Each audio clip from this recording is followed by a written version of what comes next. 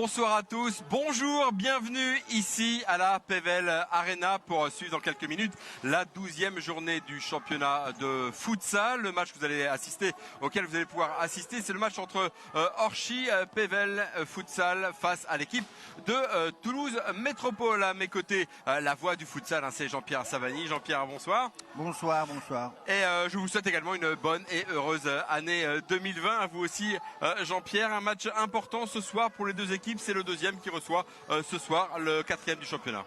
Oui, véritablement un match piège pour Orchy, effectivement, qui va recevoir cette équipe de Toulouse pour plusieurs raisons. Déjà parce que Orchy, il y a une semaine de cela, a réussi à vaincre le champion de France en titre. D'autre part, l'équipe d'Orchy a 6 points de retard face effectivement au club d'Accès. Et puis de l'autre côté, on a quand même les Toulousains qui sont à 4 petits points d'Orchy. Donc attention, on espère avoir un match effectivement de qualité, un match véritablement piège, et puis on espère aussi qu'il soit prolifique de buts comme au match aller. Et ce soir, actuellement d'ailleurs, à 16h, le Kremlin-Bicêtre va affronter l'équipe de Béthune. Paris-Acaza va affronter Roubaix, lanterne rouge de ce championnat.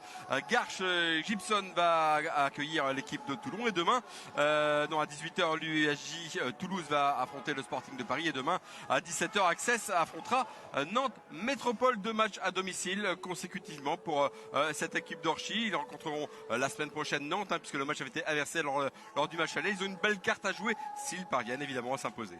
Oui, de toute façon, les cartes sont entre leurs mains. Des joueurs du président Black Wafik, effectivement, ont tout intérêt entre aujourd'hui prendre les 3 points et puis la semaine prochaine, en rappelant que la semaine prochaine, l'équipe d'Access ne jouera pas puisque la plupart de ces joueurs seront avec l'équipe de France pour espérer une qualification pour la prochaine Coupe du Monde qui se déroulera en Lituanie. Mais en attendant, il va falloir que effectivement les joueurs d'Orchy puissent aujourd'hui le véritable match piège pour justement aller de l'avant et mettre la pression face effectivement à l'équipe d'Access. Alors on va tout de suite se rafraîchir la mémoire avec les résultats de la 11e journée. C'était la semaine dernière avec, on va le voir dans quelques instants en image, mais la victoire d'Orchy sur le parquet de Toulon Elite Futsal 5-3. Garges-Gibson a été surpris sur son parquet face à Access Paris 5-4. Toulouse Métropole s'était imposé 6-4 face à l'UJS Toulouse.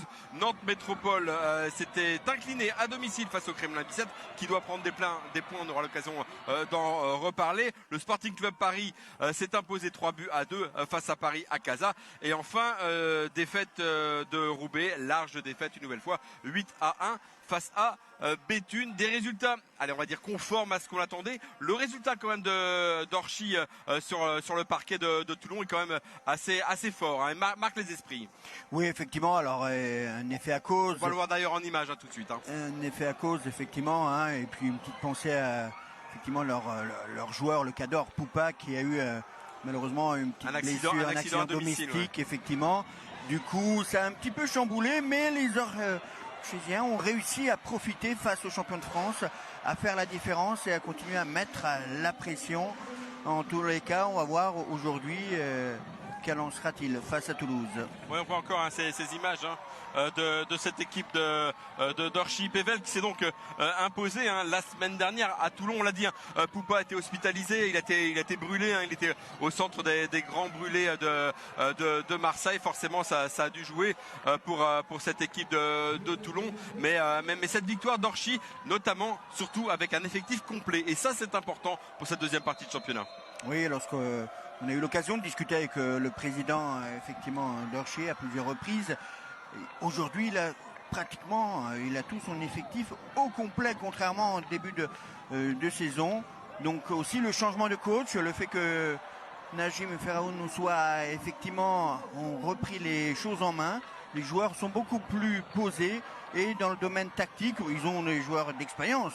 Donc ils ont réussi à faire la différence grâce à une équipe de Toulon amoindrie, mais en tout cas l'honneur effectivement pour cette équipe d'Orchy réussi à faire cette différence et à revenir et à titiller à 6 points l'équipe d'Access.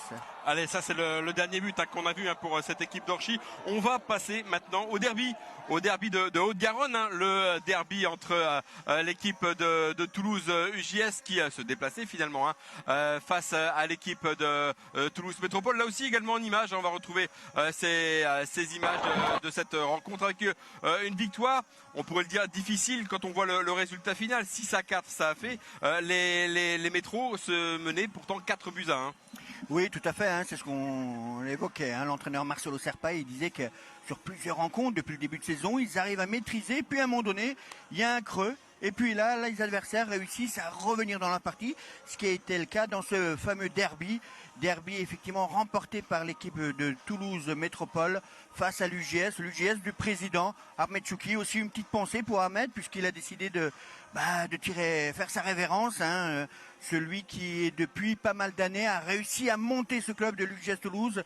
Une petite pensée pour lui. Il nous manquera effectivement, mais je suis intimement convaincu qu'il reviendra, on l'espère. En tous les cas, l'équipe de Toulouse Métropole a réussi à faire les différences. Et comme on l'a évoqué, ils reviennent à 4 petits points de la 10e place, orchestrée aujourd'hui par l'Orchy. Allez, on va quitter ces images et regarder le classement à l'issue de cette 11e journée avec une équipe d'Access qui domine ce championnat. Ça, on le savait, avec 6 points d'avance désormais sur l'équipe d'Orchy. 29 points pour Access, 23 pour Orchy. Derrière, le trou est aussi un petit peu fait. Sporting Paris 19 points, tout comme Toulouse Métropole. Toulon est à 17 points. Dans le bas du classement, on voit le Kremlin-Bicêtre avec, là on le voit sur le classement, 8 points. Alors que vous allez nous en parler, il y a encore une décision cette semaine et Roubaix ferme la marche avec 0 points. Ouais, situation complètement difficile pour le multiple champion de France, le Kremlin-Bicêtre. Oui, enfin on l'espère en tout cas pour qui connaissent effectivement le Kremlin-Bicêtre, que la nouvelle présidente Laurence Lafosse pourra trouver les ressources.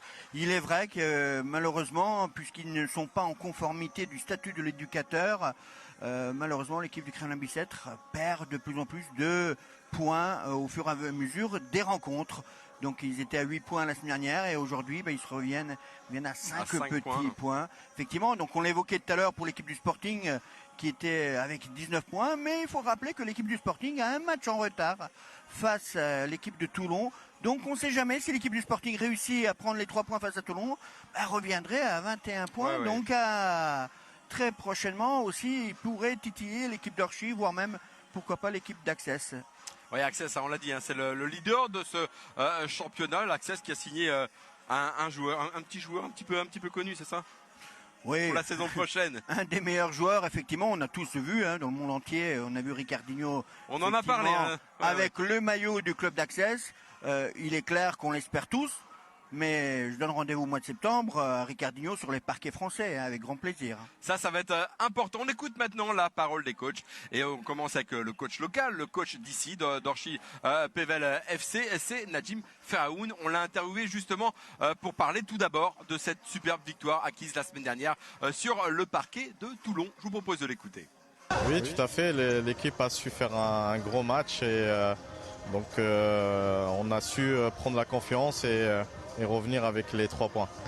Vous abordez 2 matchs à domicile importants pour rester dans le haut du tableau ce soir face à Toulouse et Nantes la semaine prochaine. Oui, tout à fait. On joue 2 belles équipes, donc on doit confirmer à domicile. Donc c'est à nous de faire le maximum pour aller chercher ces victoires la semaine prochaine. Des rencontres que vous avez abordées avec un effectif au complet. Oui, c'est satisfaisant. On a un groupe un peu plus élargi, donc ça permet d'avoir plus de rotation et d'avoir plus de système de jeu. Donc oui, content de retrouver le groupe en totalité. Access est quand même assez loin au classement. Quelle est l'ambition en fin de saison? Dans cette deuxième partie de championnat plutôt. Écoutez, Access est à 6 points, donc il reste encore la moitié du championnat. Donc on doit d'abord gagner nos matchs avant de regarder Access, mais on garde notre objectif qui est de jouer le plus haut possible et on fera les comptes à la fin de saison. pour cette deuxième partie de championnat pour cette équipe d'Orchy. On espère pour eux qu'ils vont pas le regretter. C'est ce qu'on disait un petit peu en aparté avant de prendre l'antenne ce soir. Il y avait un joueur portugais, l'avant-centre portugais de l'équipe nationale qui aurait pu venir. Finalement, ça ne s'est pas fait. Et du coup, le président Black nous a dit qu'il restera avec les mêmes joueurs. Oui, tout à fait. Alors, parfois, il faut dans le futsal faire la différence entre la passion et la raison. Et je pense que juste titre, le président Black Wafik a décidé d'être raisonnable, de ne pas effectivement sortir et casser la tirelire pour l'avant-centre de l'équipe nationale portugaise. Il estime que peut-être aussi que Access a assez de marge, mais attention, le championnat n'est pas encore fini et en même temps, le président Black Wafik et l'équipe d'Orchy a effectivement l'ossature, les joueurs pour terminer de saison à condition qu'il n'y ait pas de blessés et des suspendus. Alors, cette équipe d'Orchy reçoit ce soir une équipe promue, l'équipe de Toulouse Métropole. On a interviewé tout à l'heure son coach, Marcelo Serpa, le coach de cette formation, qui a d'ailleurs joué encore la saison dernière. C'était lorsque l'équipe était en D2 avec 2 buts notamment au compteur. On l'a interviewé, on a évidemment parlé de ce derby gagné difficilement finalement face à l'équipe de l'UJS Toulouse. Je vous propose de l'écouter. Oui, c'est un derby, toujours c'est compliqué. Il y a été un match qui au début on a contrôlé bien, après ils ont revenu dans les scores, mais après on savait manager les matchs et parce qu'on a mérité la victoire et c'était important les 3 points. Aujourd'hui, vous affrontez une équipe d'Orchy qui marche très très bien en ce moment. Oui, pour moi, c'est des équipes fortes des championnats. On a gagné le match aller, mais il peut passer quelque chose, on peut gagner. C'est une équipe qui joue très bien les ballons, et aime bien jouer, et comme notre équipe aussi. Donc, j'espère qu'il va être un match pour amuser les gens qui veulent suivre pour la télévision, pour les jeunes qui viennent voir les matchs. Et j'espère qu'on travaille bien, on fait un bon match. Ça va être compliqué parce que c'est une équipe qui est en forme et c'est le 10e championnat. Et il y a beaucoup de concentration et jouer bien pour essayer de quelque chose de positif aujourd'hui. Alors c'est le match au sommet de cette 12e journée avec 2 effectifs quasiment au complet. Oui, c'est ça. Je pense que c'est le 2e contre le 4e. C'est pour rien qu'on est là. Donc j'espère qu'il va être un bon match de futsal pour que les gens s'amusent et après qu'ils gagnent les mieux. Merci. Merci. Sympa, Marcelo Serpa, très très sympa. Il espère évidemment voir un bon match et des buts pour le public venu ici à la Pevel Arena et également qui nous suit sur WEO. Oui, tout à fait. Cette équipe, effectivement, elle sera, pourquoi pas, présente aujourd'hui.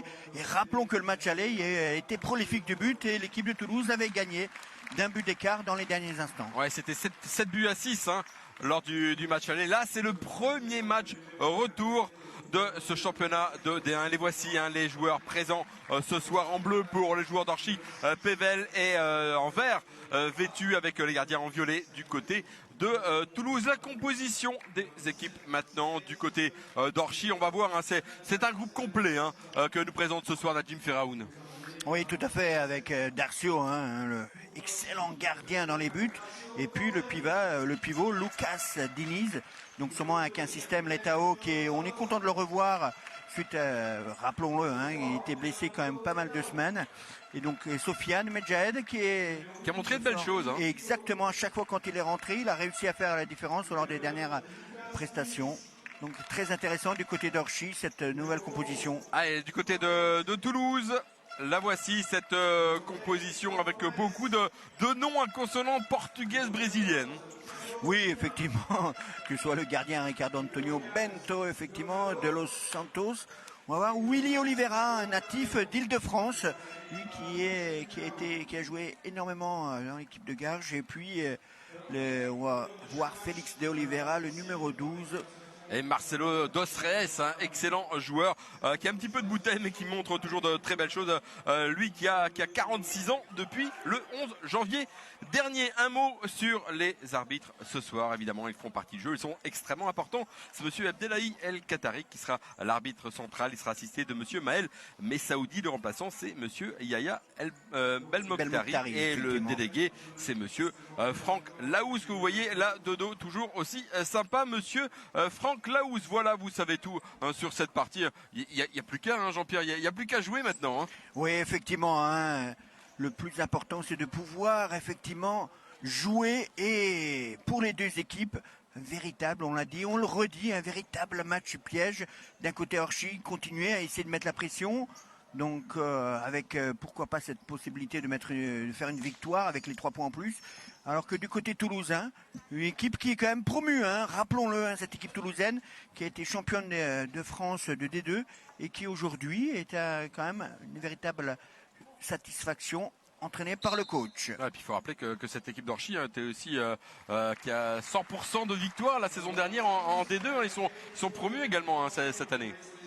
Oui, effectivement, on l'a vite oublié peut-être, mais en tous les cas, cette équipe orchésienne est omniprésente et on va voir dans cette deuxième partie de saison pouvoir faire la différence. Et c'est Kakaivo hein, qui va effectuer ce coup d'envoi. On n'attend plus que le premier coup de sifflet. Le voici, c'est parti pour cette 12e journée du championnat de D1 de futsal et l'opposition entre Orchy Pével et cette équipe de Toulouse Métropole avec déjà un premier ballon boxé par Bento, le portier toulousain.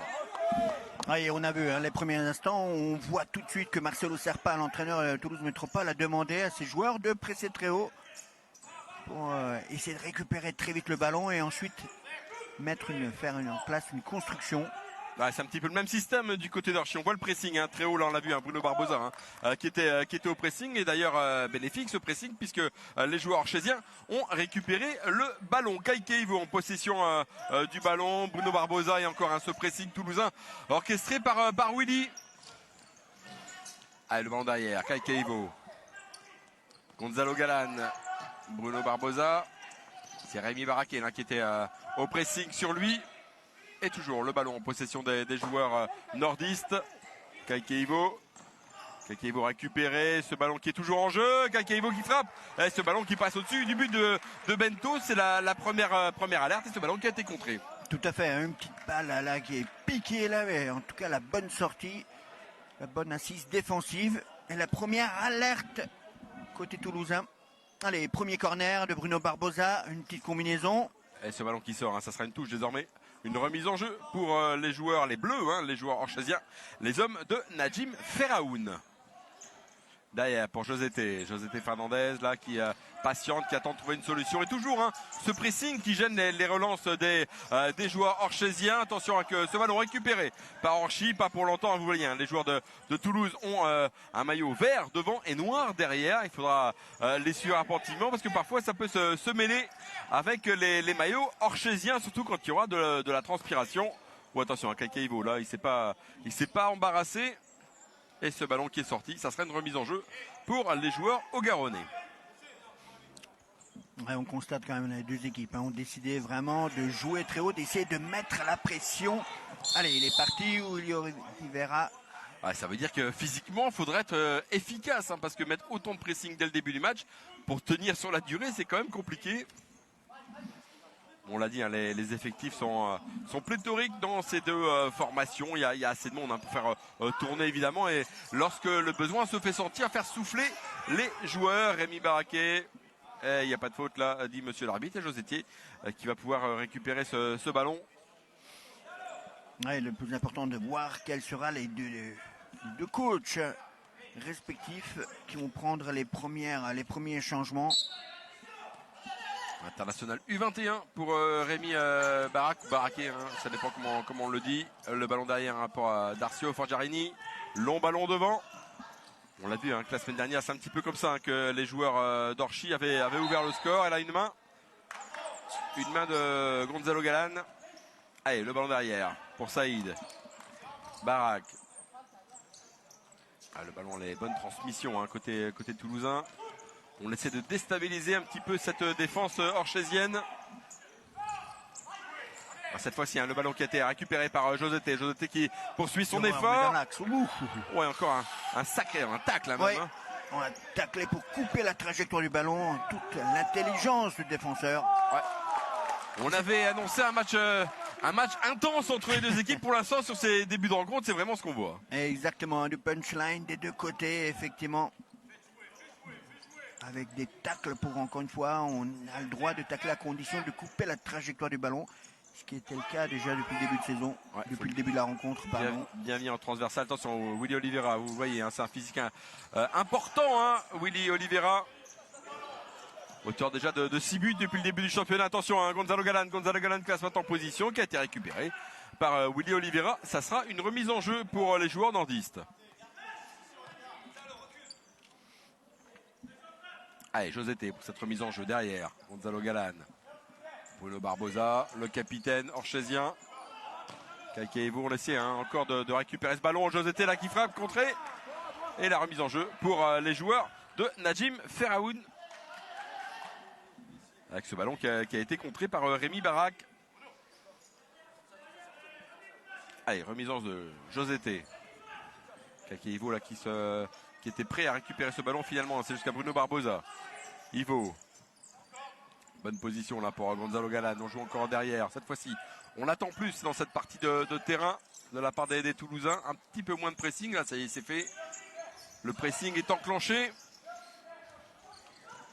Oui, c'est vrai que c'est audacieux de la part des Toulousains. Mais en même temps, vous avez face à vous des joueurs de qualité du côté d'Orchy qui savent sortir proprement de la phase défensive vers la phase offensive. Les premiers changements, c'est Marcelo Dos Reis qui est rentré sur le parquet. L'ancien vainqueur de la Coupe du Monde, c'était il y a quelques années, c'était en 2004. L'international espagnol qui est présent ce soir. Allez, Willy Oliveira derrière. Santos qui continue, Santos qui porte le ballon, poursuivi par Victor Paez. Et ça sera un corner pour cette équipe toulousaine. Ouais, il a réussi à passer le premier joueur, mais le deuxième rideau défensif était là pour couper effectivement la trajectoire du ballon, comme on a pu le constater sur le ralenti. Allez, pour derrière pour Marcelo. Josété là qui ferme bien les jambes. Et qui sort ce ballon qui a finalement été touché. Oui, à partir du moment où en tant que défenseur, vous livrez pas, vous êtes statique, c'est à l'adversaire de chercher, de trouver la solution. En tous les cas, toute l'intelligence du défenseur d'Orchy. Allez, la remise en jeu au bon endroit, évidemment. Attention, parce qu'il y a le pressing là cette fois-ci qui a bien été orchestré par les joueurs toulousains, mais c'est très bien joué Lucas Diniz qui a bien pu récupérer ce ballon.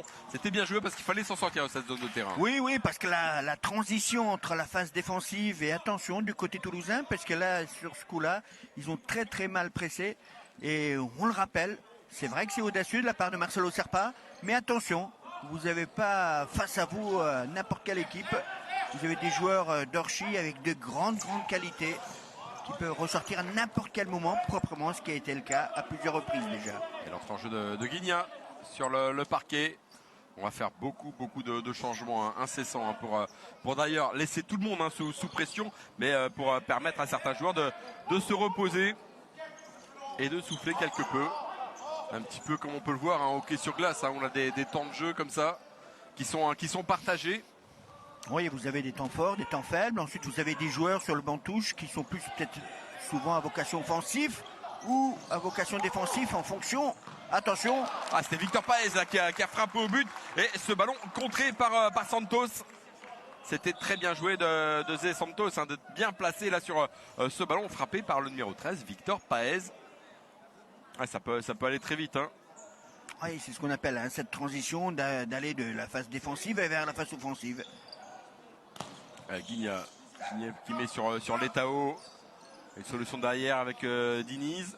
C'est lui qui a recherché. Oui, il va rechercher quelqu'un sur une frappe. Mais en tout cas, ils ont ressorti proprement le ballon. Allez, pour le ballon pour Guigna. Un appel de l'Etao. Et finalement, c'est Paez qui a été cherché. À 1-2 avec l'Etao, c'est bien joué. L'ouverture du score de Lucas Diniz, l'international belge qui marque le premier but de cette partie sur une très très belle action collective des joueurs orchésiens. Eh oui, dès le départ, les joueurs effectivement de Toulouse étaient en retard et on l'a évoqué, on le ressentait depuis quelques instants. À partir du moment où les joueurs d'Orchy savent sortir proprement, ce qui était le cas, la différence s'est faite. À juste titre. Mais attention, la réaction de la part de Toulouse Métropole. Est-ce qu'on peut voir, hein, vous voyez les 4 joueurs de champ du côté de Dorchy n'ont pas débuté le match. On joue depuis 5 minutes seulement et c'est, on va pas dire une équipe B, mais une équipe A' hein, qui était alignée. Ça veut dire qu'il y a quasiment 2 équipes complètes du côté de Dorchy, avec la même densité. Hein. Oui, c'est ce qu'on l'évoquait, hein, à partir du moment où Najim Ferraoun a réussi à trouver tout son staff au complet, eh ben, il peut plus facilement faire hein, son turnover. Lucas Dini cette fois-ci qui est contré, le ballon est toujours dans l'aire de jeu.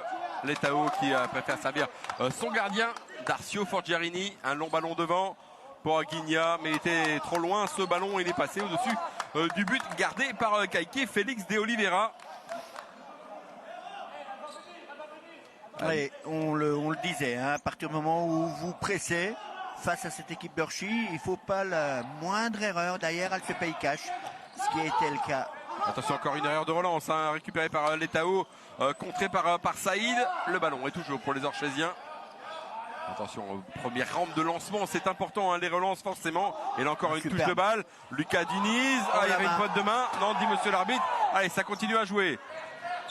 Marcelo contré par Letao qui va jouer derrière. Il y avait peut-être un petit quelque chose, mais monsieur l'arbitre n'a rien dit.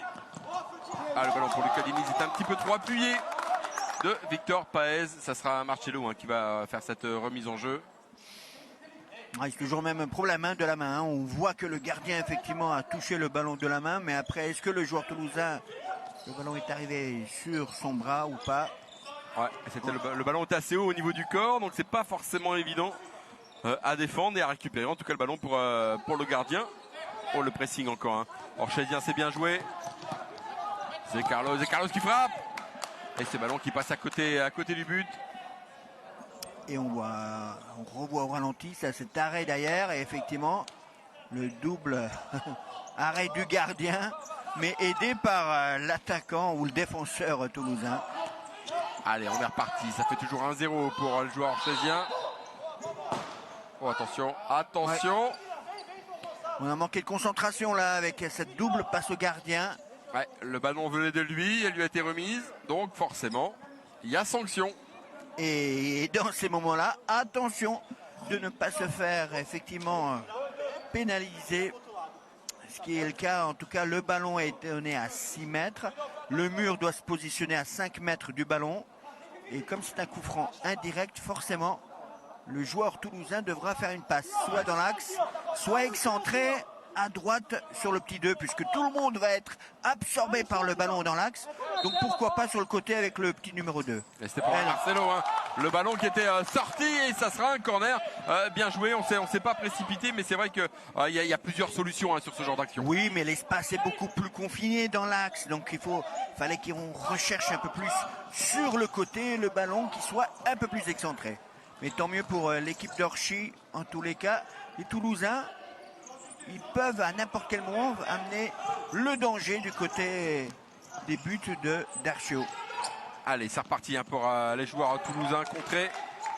Da Silva, Gomez, et ça sera donc une remise en jeu pour les joueurs toulousains.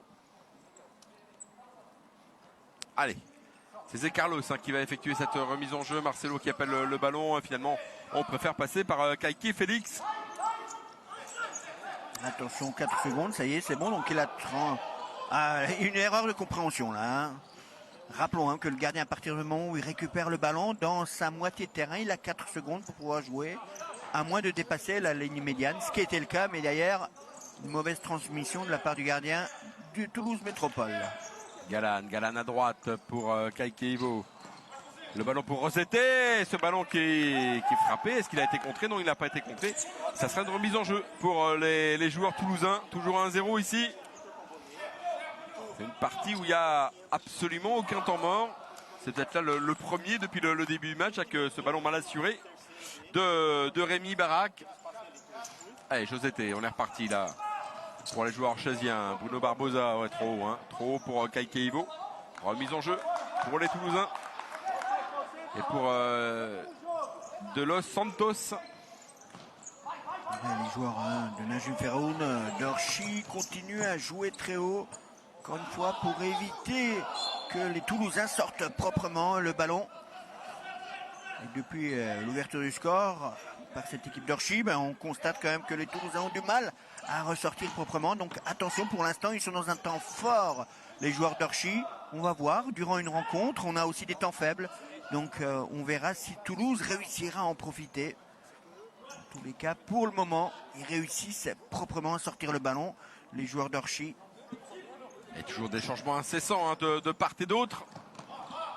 Le ballon en pointe hein, pour Gonzalo Galen. Derrière, Bruno Barbosa. Kaique Ivo. Barbosa encore. On laisse venir hein, finalement cette équipe toulousaine pour créer des espaces devant et en tout cas étirer cette défense toulousaine. Là, c'est bien joué. Oui. Hein. Comme là, c'était effectivement parallèle. Et le petit filet. Et tout est parti d'une mauvaise offensive de la part des Toulousains. Ce pressing qui était mal géré. Donc attention, à plusieurs reprises déjà, n'arrive pas à trouver la solution. Et dès que les joueurs toulousains orchésiens mettent le pressing hein, sur la défense toulousaine, ils maîtrisent mal le ballon. On l'a vu tout à l'heure, hein, c'était le portier, hein, Kaique Félix. Et là, c'était Rémi Barak qui a sorti ce ballon de Los Santos avec le pressing de Josété. Marcelo qui est revenu défendre.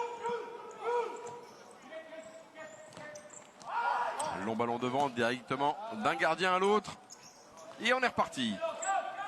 Bruno Barbosa qui se crée d'espace là, qui prend l'aile et le ballon contré par le portier toulousain. Ouais, trop facile hein, de pouvoir s'excentrer comme ça et puis terminer par une frappe. On sent qu'ils sont mal pas en place du côté des Toulousains. Letaou hein, qui était contré suite à cette remise en jeu et Bruno Barbosa qui va pouvoir tirer ce corner au deuxième poteau. Guigny assez bien joué mais le ballon qui a été contré directement sur le portier toulousain qui tente une relance rapide hein, pour Marcelo. Oui mais on se précipite trop là, vous voyez, à partir du moment où du côté de Toulouse on n'arrive pas à maîtriser la rencontre, et le gardien devrait repartir de derrière tranquillement, histoire de se mettre en confiance. Il faut que les joueurs reviennent dans la partie. Et là, effectivement, comment voulez-vous qu'il puisse jouer puisque le joueur toulousain est en train de revenir vers son gardien. Donc il est dos au jeu. Il n'y a aucune chance qu'il sorte proprement le ballon. Alors c'est pas compliqué avec Guigna, entre Guigna et Lucas Diniz. Le ballon pour Da Silva. Da Silva face à Guigna. Ressortir, il est parti s'empaler là sur le côté. Ah ouais, parce qu'il s'est absolument pas jeté. Il a défendu intelligemment la Guigna en juste se retournant lorsque le ballon était poussé un petit peu trop loin. C'est bien joué là encore. Hein. Oui. Da Silva qui contre ce ballon. La remise en jeu. Et pour Orchy, et là aussi hein, les changements. C'est Willy Oliveira là, qui vient de faire son retour sur le parquet. Allez, Letaou pour cette remise en jeu. On joue en deux temps, Letaou encore. Derrière pour Victor Paez. Ouais, 4 secondes pour pouvoir se débarrasser du ballon. On a décidé de jouer très long. Letaou derrière, c'était pour Lucas Diniz. C'est ce ballon qui est sorti. Ouais, il y avait l'intention encore. Hein. Oui, mais l'équipe d'Orchy devrait continuer à aller être un peu plus tranchant dans les 10 derniers mètres. Attention, parce que la moindre erreur d'ailleurs, les Toulousains pourraient profiter. Willy Oliveira, le ballon qui était à droite pour Théo Reynaud qui a fait son apparition. Ils perdent trop facilement les ballons, hein, les Toulousains. Il faut qu'ils se remettent effectivement dans le droit chemin en conservant le ballon, en progression, la construction des phases arrêtées, ne pas perdre trop facilement le ballon, se remettre en confiance. Je vous dis, depuis qu'il y a eu ce but, on a senti une équipe toulousaine avec moins d'inspiration contrairement aux 5-6 premières minutes. Allez, le ballon pour les joueurs toulousains. Vous avez dit l'entrée en jeu de Théo Reynaud, jeune joueur international U21 qui arrive de l'AS Muret. Oui, l'équipe de France, effectivement, en U21, entraînée par Pierre-Étienne Demillier. Reconstruction, hein, cette équipe Exactement. de France, cette génération, nouvelle génération. Effectivement, celle que Raphaël Reynaud, hein, qui est le sélectionneur des U19 et qui est en même temps responsable du pôle France futsal à Lyon. Attention, Victor Paez qui frappe et ce ballon qui passe juste au-dessus du but de Kaique Félix de Oliveira. On était tout près du 2-0. Ouais, on l'évoquait il y a quelques instants, hein, ce manque de concentration, ce manque de tuerie devant le but. Voilà, alors qu'il a l'opportunité, il se précipite trop, il ne regarde pas. Le ballon derrière de Victor Paez. On a vu hein, le portier au Garonnais qui était bien sorti, hein, qui a bouché l'angle. Oui, mais il n'arrive pas à trouver de solution. Hein. Les Toulousains, on est à la moitié de rencontre de cette première période, 10 minutes. Peut-être qu'il serait judicieux de la part de Toulouse de prendre un temps mort pour couper ce rythme, pour pouvoir effectivement remettre l'équipe dans le droit chemin. Et le voici, hein, ce temps mort. Le premier temps mort de cette partie demandé par Marcelo Serpa. Ouais, on l'a dit, hein, ça va certainement permettre aux techniciens au Garonnais de replacer ces joueurs, les remettre un petit peu dans le sens de la marche et surtout peut-être de leur donner de nouvelles solutions face à cette équipe d'Orchy qui pour l'instant a été très peu mise en danger. Oui, depuis qu'il y a eu ce but, hein, ce but qui était pratiquement avec une bonne intelligence, avec une voire deux touches de balle, mais elle était pratiquement, ce but était arrivé pratiquement au ralenti, je dirais, puisqu'on a senti les Toulousains en retard sur chaque mouvement, sur chaque déplacement. Et depuis ce but-là, les Toulousains n'ont pas réussi. Alors comment on peut réussir à ressortir et se remettre dans le droit chemin? Tout simplement en ressortant, en essayant de ressortir proprement le ballon. En tous les cas, ce n'était pas le cas depuis les 5 dernières minutes.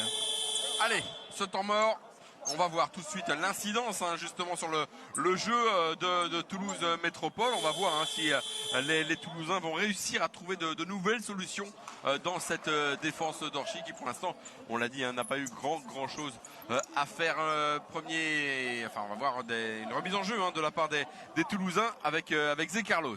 Ouais, avec pourquoi pas une petite combinaison hein, que Marcelo Serpa réussit à mettre en place. Non, on préfère ressortir. Ah là là. Et on perd encore une fois trop vite le ballon. Trop vite, trop facilement, donc ça donne l'opportunité aux joueurs d'Orchy de repartir. Le ballon pour l'Étalo, hein. Dos au but toulousain. Lucas Diniz qui est en bonne position. Lucas Diniz qui préfère remettre derrière l'Étalo encore une fois avec le pressing de Zé Carlos hein, qui va pouvoir récupérer ce ballon. On voit, hein, ça se bat énormément dans le milieu de terrain. Guigna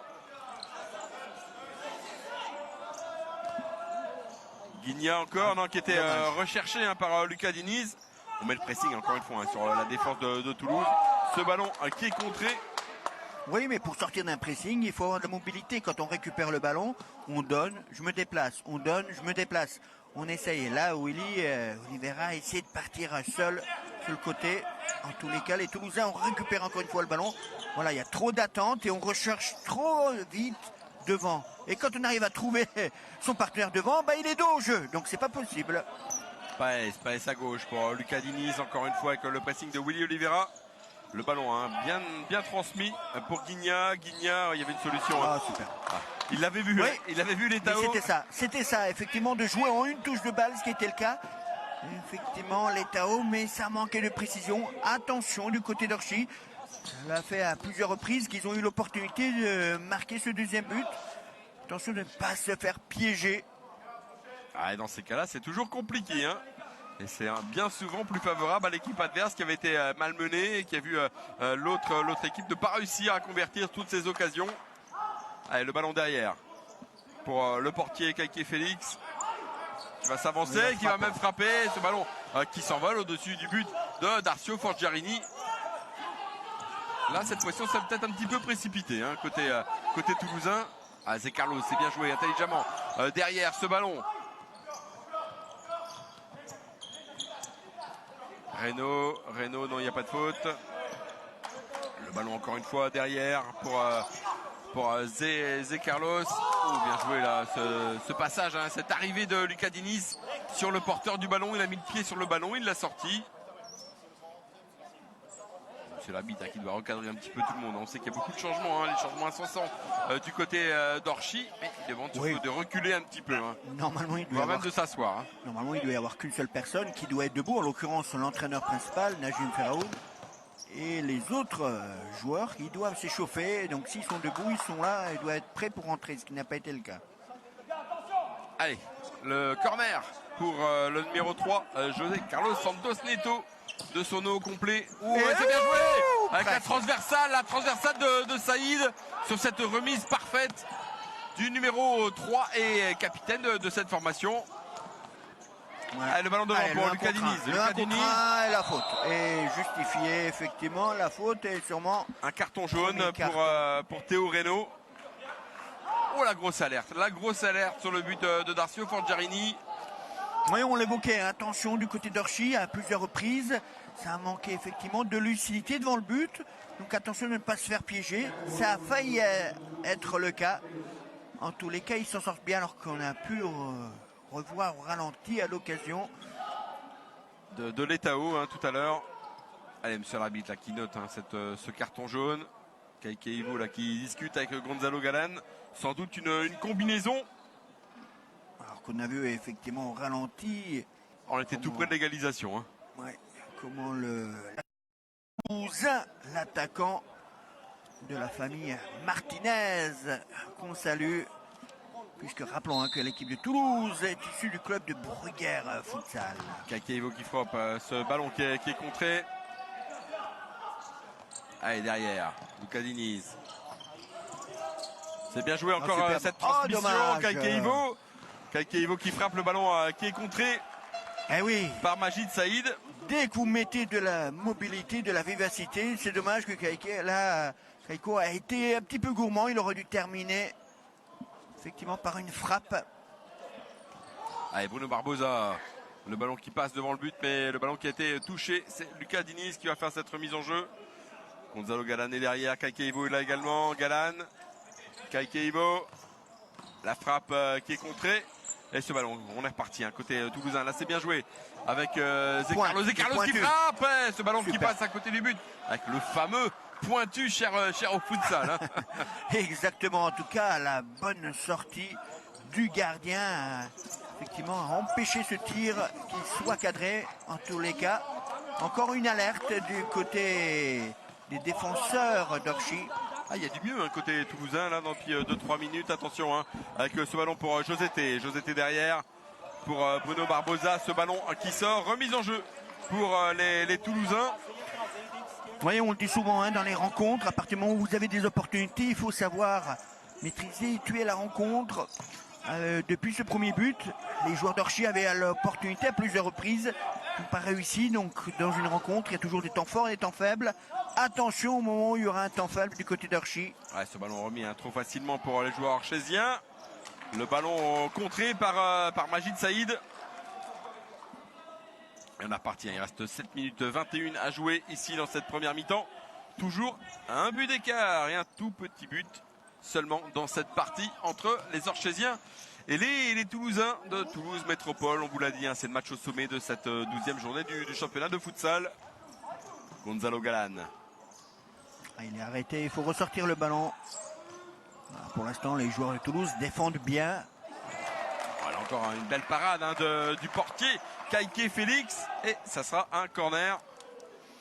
On annonce une combinaison. Bruno Barbosa, on l'a vu. Il a montré deux doigts. Il savait un petit peu comment replacer ses joueurs après ce corner. Un seul joueur restera devant. Les deux sont en embuscade. Josété et Kaikeivo. Et c'est Kaikeivo là qui est recherché pour une reprise de volée. Superbe. Et ce ballon qui est encore contré par la défense de Toulouse. Ouais, c'est dommage. Il a manqué encore une fois de lucidité parce que là, il était tout seul. Il avait le temps éventuellement de contrôler. Au lieu de ça, il s'est précipité sur cette frappe. Gonzalo Galán, c'était bien joué, mais le contrôle était moins bon. Et c'est ce qu'il lui reproche d'ailleurs Bruno Barbosa. Oui, mais en première intention, dès que vous mettez de la vivacité. Parce qu'il avait pris de l'avance sur son défenseur. Il fallait frapper directement. Alors qu'on a revu le bel arrêt, merci à la réalisation. Le bel arrêt du gardien de Toulouse Métropole. Stéphane Nota ce soir à la réalisation. Qui nous a offert ce très très beau ralenti. Une combinaison, beaucoup de mouvements devant le but. En tous les cas, les Toulousains réussissent à ressortir le ballon. Avec Gonzalo Galán derrière, Darcio Forgiarini. Long ballon devant. C'est bien joué pour Josété. Josété qui va se mettre dans le sens de la marche. Et belle défense. Il ne s'est pas jeté du tout. C'était Zecarlos. Oui, mais on n'est pas bon là du côté là. On n'arrive pas à sortir proprement du côté de Toulousain. Le gardien se précipite en donnant à son partenaire qui est dos au jeu. Comment voulez-vous que le ballon sorte proprement?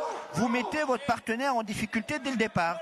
Et là on a encore vu un superbe sauvetage de Gonzalo Galán sur ce ballon convoité par Da Silva Gomez. Et la remise en jeu est pour les joueurs de Marcelo Serpa. Allez, une combinaison. Deuxième poteau, Marcelo. Da Silva Gomez qui a dos au jeu et qui se fait chipper le ballon. On est reparti avec Bruno Barbosa. Et un Bruno Barbosa sur poteau. le côté droit qui frappe immédiatement. C'était bien joué, c'est un petit peu isolé. Hein. Il a dû longer cette ligne de touche. Il n'a pas pu recentrer comme il aurait pu le souhaiter. Mais en tout cas, il obtient un corner. Kaikeivo en bonne position, pied gauche, le ballon qui est contré. Et ça sera une remise en jeu pour les nordistes. Allez, on va jouer vite. Bruno Barbosa derrière. Kaikeivo qui poursuit son effort. Le portier qui est sorti. Qui a joué le leur, hein, qui s'est précipité finalement, qui a surpris Kaikeivo, qui a mis ce ballon directement en sortie de but. Barak derrière, enfin devant plutôt pour Marcelo. Il a quand même un sacré pédigré, hein, ce Marcelo Dos Reyes. Après, il faut savoir jouer avec ses qualités et avec son âge. Et je trouve qu'il joue beaucoup trop, qu'il attend de jeu trop important. 46 ans, hein, on vous l'a dit tout à l'heure. Ouais, mais un joueur comme ça qui joue véritablement pivot, soit effectivement vous le laissez jouer 1-2 minutes, puis souffler parce qu'il va prendre de la profondeur. Il va vous amener les intervalles. Il va gêner les défenseurs. Ou sinon, si vous le laissez 4, 5, 6 minutes, comme on est au futsal et que vous êtes 4 joueurs de champ, derrière, à un moment donné, il y a un déséquilibre réel. Le voici qui a encore été cherché avec son numéro 17. Oui, il est très bien, regardez, de dos au jeu, tranquille, et personne ne va aller le chercher. Sauf qu'à un moment donné, avec l'âge, le physique se fait ressentir. Et puis on sait physiquement, c'est de plus en plus compliqué de revenir, justement. Najim Feraoun va demander dans quelques secondes un temps mort. Oui, on est dans le money time. Oula. Une faute, là. Et c'est là qu'on voit, quand on reste trop longtemps en jeu, quand on a cet âge-là, parfois on manque un petit peu de lucidité, comme sur cette défense sur Gonzalo Galán. Oui, il s'en sort bien, hein, effectivement, avec cette... il est arrivé en retard, mais on le voit rien que sur l'attitude, sur son visage. Il est fatigué. Il faut que là, Marcelo Serpa doit avoir cette vista. Il est très bon, mais à condition de le faire jouer 1-2 minutes. Il rentre, il prend de la profondeur, il amène le danger comme ça. Et toujours 1-0 ici, il va rester 4 minutes 58 à jouer dans cette première mi-temps. Les nordistes mènent toujours au score. Tout petite avance, rien n'est fait. Hein. Oui, mais en tout cas un petit mieux du côté de Toulousain depuis effectivement le temps mort pris il y a quelques minutes par Marcelo Serpa. En tous les cas, l'opportunité à plusieurs reprises, grâce surtout à un manque de concentration du côté des défenseurs d'Orchi. Et puis par à coup, les joueurs d'Orchi ont eu l'opportunité, continueront à avoir l'opportunité à condition de jouer vite dans la phase de finition. Il manque juste un petit peu de justesse, un petit peu de concentration, un petit peu de lucidité dans les derniers gestes pour faire la différence du côté d'Orchi. Mais attention, la moindre erreur derrière, les joueurs de Toulouse pourraient en profiter. Ouais, beaucoup d'intensité dans cette partie, dans cette première mi-temps. Là, le ballon qui était mal appuyé, trop appuyé même, pour l'Etao de la part de Lucadini. Ce ballon qui est immédiatement sorti, on l'a dit. Hein. Les organismes ont besoin de souffler parce que ça va très vite depuis le début de cette partie. Willy Oliveira avec le tacle conjugué, hein, l'intervention conjuguée de Victor Paes et de Guigna. Et encore le pressing côté toulousain. Oui, mais vous avez du mal à regarder, Louis.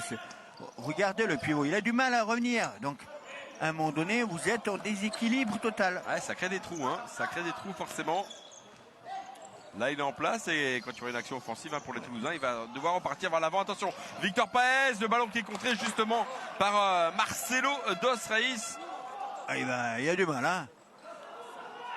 Il le laisse encore sur le parquet. L'Etao de la tête. Le ballon qui est sorti, qui sera toujours pour les joueurs orchésiens. Et pour Victor Paes derrière. Lucas Diniz. Guigna face à Barak. Et attention, le contre peut être décisif. Rémi Barra qui est parti, le ballon à gauche, non, qui n'a pas trouvé preneur, Barra qui le récupère. Il a tenté de frapper, mais Lucadini était bien présent en défense. Guigna pour Letao à droite hein, pour Victor Paez, le contre a failli être décisif là aussi, et l'intervention de Kayke Félix. Le ballon est toujours en jeu, Willy Oliveira, ça va d'un but à l'autre dans cette fin de première mi-temps. Lucas Dinis encore, le petit ballon piqué, et encore Kayke Félix qui était présent. Ah ben c'est sûr, ça va partout hein. Ouais. Il reste un peu moins de 4 minutes. Là c'est Willy Oliveira hein, qui a frappé à côté du but de Darcio Forgiarini, alors que le portier d'Orchi se plaint d'une douleur au dos. Ouais, c'est allé extrêmement vite de part et d'autre. Tout d'abord une action pour les Toulousains en contre, puis un contre orchésien comme ici hein, avec Guigna qui était pris dans le dos par Willy Oliveira, et ça sera un coup franc. Ouais, mais c'était flagrant, hein, Willy Oliveira ne voulait pas à aucun moment, il voulait jouer le ballon. Et quatrième faute de Toulouse Métro dans cette première mi-temps. Et Bruno Barbosa hein, qui va pouvoir frapper ce coup franc. Ce jet franc, pardon. Et Bruno Barbosa qui connaît très bien Marcelo Serpa, hein, puisque plusieurs reprises avec l'équipe de Paris Métropole. Il était entraîneur-joueur et il y a de cela 5-6 ans déjà. Je l'ai dit, il jouait encore en D2 hein, la saison dernière, Marcelo Serpa. Barbosa encore le pressing. Le ballon devant, et du coup on perd le ballon côté orchésien. Moins de 3 minutes à jouer dans cette première mi-temps. Le ballon encore derrière, c'était bien joué. Théo Reynaud derrière, on ne se précipite pas côté toulousain. Rachid Saïd, hein, auteur tout à l'heure de la frappe hein, sur la transversale. Théo Reynaud derrière. Et finalement les secondes passent plutôt en faveur des joueurs orchésiens qui mènent toujours au score. Oh, attention à ce ballon de Bruno Barbosa récupéré, et encore l'intervention parfaite de Kayke Félix de Oliveira. Et encore une fois, on récupère dans une phase de transition, on récupère intelligemment le ballon, on revoit au ralenti. Et là, derrière, un peu trop de précipitation. On voit que le gardien est sorti. Gonzalo Galan pour récupérer ce ballon. Guigna qui cherche à prendre l'espace. Bruno Barbosa. Gonzalo Galan encore pour Guigna. Le ballon derrière, il y a une solution avec Barbosa. Le voici hein. Oui, on ressort proprement, on essaie de construire et surtout on met le corps en avant vers le but. Guigna là qui espère avoir le ballon finalement, hein, c'est pour Bruno Barbosa, solution à droite. Kayke Ivo. De Los Santos en opposition. Le ballon est toujours en jeu, mais il n'y a pas de rythme. Hein. On essaie d'être patient côté orchésien. Oui, mais après l'effort il y a quelques minutes, hein, c'était vraiment d'un but à l'autre, ça partait. Là, vaut mieux avoir un temps faible et prendre son temps, conserver, surtout qu'il reste un peu plus d'une minute. Ah, c'est bien joué ce ballon qui est reparti là sur le côté gauche pour Carlos. Celle-là, elle est grosse, cette faute de Kayke Ivo. Et il faut tout de suite un changement. Hein, ouais. Oui, à juste titre, le carton jaune, c'est tout à fait normal. Il est arrivé en retard. Et il est intervenu avec quelques millisecondes de retard. C'était suffisant pour commettre une grosse faute sur Zé Carlos. Qui reste au sol. Hein. Oui, c'est juste un petit coup, effectivement. Tout est remis en place. Et l'opportunité, troisième faute d'équipe pour Orchi. 4 fautes pour l'équipe de Toulouse. 1 minute 12 avant la fin de cette première période. 1-0 pour Orchi. Et une opportunité, une combinaison pour ce coup franc pour les Toulousains. Attention avec cette frappe plutôt, c'est une combinaison. C'est Rémi Barra qui était là en troisième homme. Très bonne anticipation de la part de Bruno Barbosa. En tout cas, une belle combinaison du côté de toulousain. Ah, le ballon qui est toujours pour les joueurs toulousains avec Majid Saïd hein, qui a remis à son gardien. C'est bien joué là. C'est bien joué pour Da Silva Gomez. Le ballon récupéré par les Orchesiens. Lucas Diniz. Allez, qui va première intention, première servir intention. José.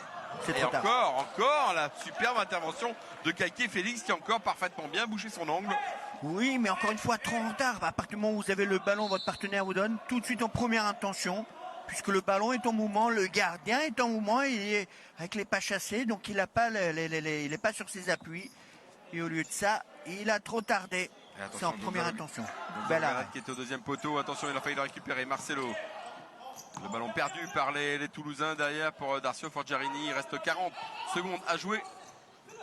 José et encore le pressing de cette équipe toulousaine. Le ballon pour Lucas Diniz. Lucas Diniz derrière. Letao.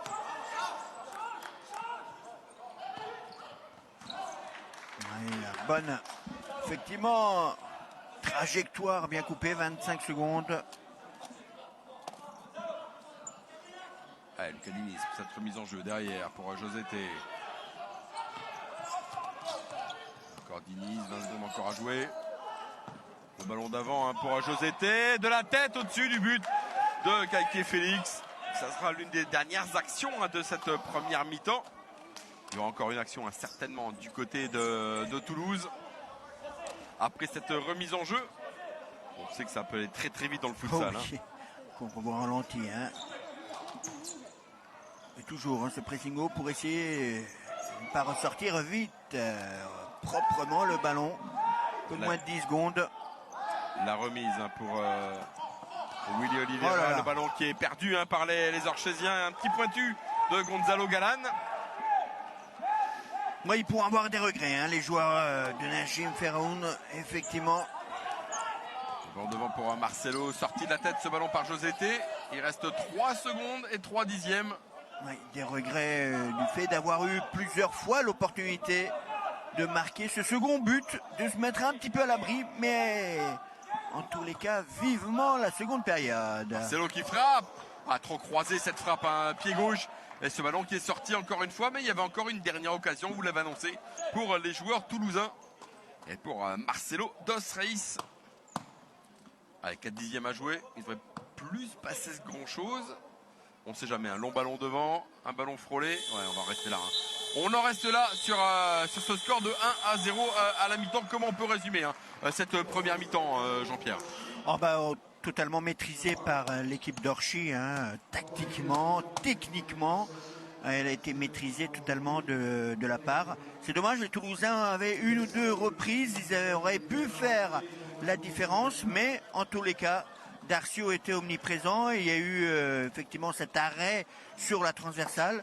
C'est dommage du côté d'Orchy de ne pas avoir concrétisé, ne serait-ce qu'à plusieurs reprises. Ils avaient l'opportunité de finaliser devant le but. Malheureusement, en tous les cas, pour nous, le suspense est entier et on espère avoir des buts. J'en suis intimement convaincu. Allez, 1-0, le suspense est en effet entier comme nous l'a annoncé Jean-Pierre Sabagny. On va marquer une courte pause et on se retrouve dans quelques minutes pour parler de l'association mise à l'honneur ce soir par l'équipe d'Orchy. A tout de suite. 11e Festival des Maîtres de la Magie à Coudekerque-Branche. Du 20 au 23 janvier, le camion magique de Phil Keller sillonnera les places de la ville. Venez assister dans la salle Jean Villard le 24 janvier à 20h à la soirée qualificative pour les championnats de France de la magie FFAP, le 25 janvier à 20h à la soirée de gala et le 26 janvier à 16h au One Man Show de Victor Vincent, Mental Circus.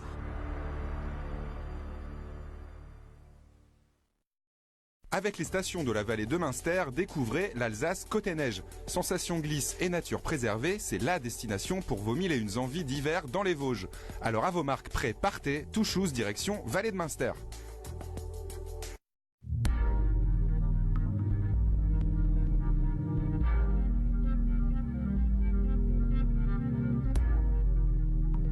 Venez fêter avec nous les 10 ans du Tournai Ramdam Festival, du 18 au 28 janvier à Imagix Tournai.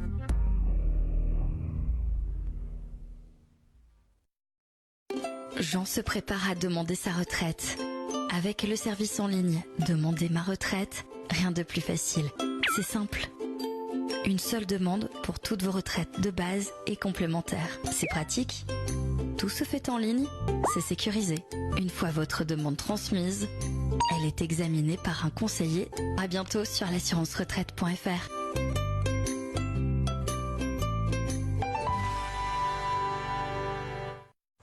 Garde à domicile, ménage, jardinage, autant de services que propose le SIAFPA, une association d'aide à domicile basée à Noyelles-les-Vermeils dans le Pas-de-Calais. L'objectif général, c'est d'apporter une aide la plus complète possible donc à nos bénéficiaires. Alors, ce sont essentiellement des personnes âgées qui sont en perte d'autonomie, mais nous touchons également les personnes en situation de handicap et nous pouvons même intervenir pour des gens complètement autonomes et qui sont actifs avec de l'aide ménagère ou du jardinage. L'objectif de l'association, faciliter la vie des bénéficiaires en les accompagnant dans les tâches du quotidien.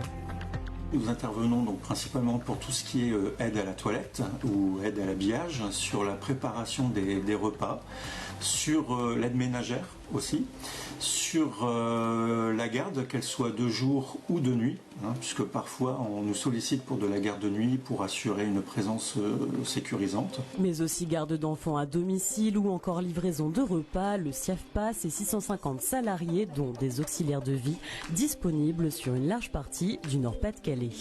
Ici, vous êtes au siège à Noyelles-les-Vermeils, mais nous avons également une antenne sur Lens et sur Anzin, derrière Béthune, mais nous intervenons sur Hénin-Beaumont, sur la Rajoie, sur le Bruésy, sur le Béthunois, également dans les WEP et également sur la métropole lilloise. 2500 personnes ont déjà recours au service du SIAFPA.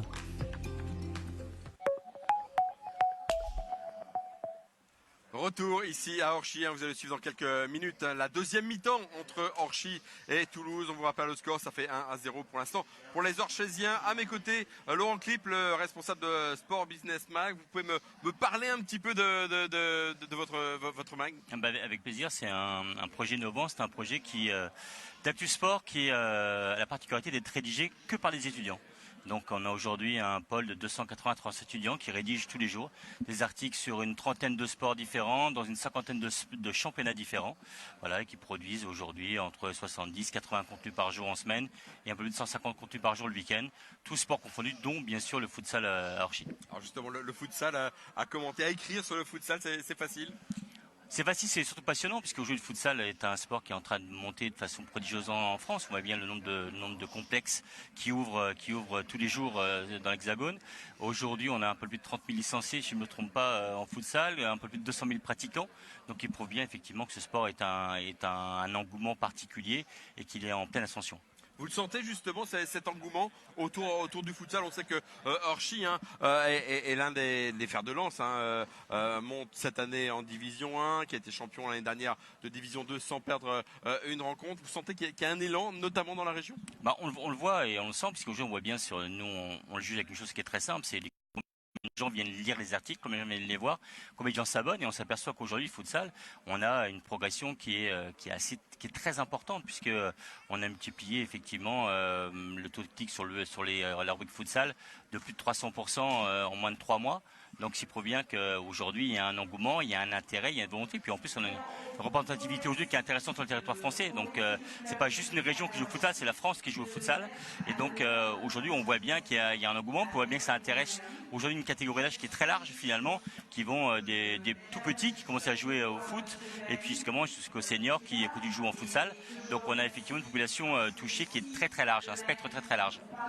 Les jeunes qui sont intéressés par écrire sur le sport, parler du sport, il y en a toujours autant? Il y en a autant, il y en a de plus en plus. Ce qui est intéressant, c'est qu'ils ont un regard différent. C'est de ça qu'est parti Sport Business Mag, c'est de se dire qu'ils ont envie de consommer le sport différemment, envie de le lire différemment. Et donc on essaie effectivement de répondre à ça. Donc c'est un projet qui a débuté il y a 1 an et demi, grosso modo de rien, et qui maintenant a rassemblé en décembre dernier plus de 2 millions de lecteurs, sur le mois de décembre. Donc il y a effectivement une ascension importante. Puisqu'on a trouvé un public qui est un public de base qui a plus de 15-25 ans, mais ce qui est rigolo, c'est que cette façon d'écrire qui est un peu différente, finalement attire maintenant un public de plus de 40 ans, puisqu'on a plus de 15% de lecteurs qui ont aujourd'hui plus de 40 ans. Donc on a effectivement un spectre très large finalement qui est intéressant et qui progresse tous les mois, parce que tous les mois on grimpe, maintenant en espérant qu'on ne soit qu'au début de l'aventure. Très bien, pour retrouver justement votre mag, c'est où on peut... C'est pas compliqué sur la toile, hein. Vous allez sur votre navigateur préféré, vous tapez Sport Business Mag et là vous aurez accès, vous verrez dans quelques minutes juste après le match, effectivement le résumé du match et des autres matchs du futsal qui joueront en même temps ou qui vont jouer ce week-end. Ben voilà, le rendez-vous est pris, vous pouvez lire le résumé de cette rencontre entre Orchy et cette équipe de Toulouse Métropole dans quelques minutes, juste après le match sur le site. Merci beaucoup. Merci à vous. Laurent d'avoir été présent pour nous parler justement de ce mag. Voilà, on va marquer une nouvelle courte page de publicité et on va se retrouver tout de suite après avec une association qui a été mise en lumière ce soir par Orchy et qu'on va mettre également en lumière sur les antennes de WEO. Voilà, à tout de suite.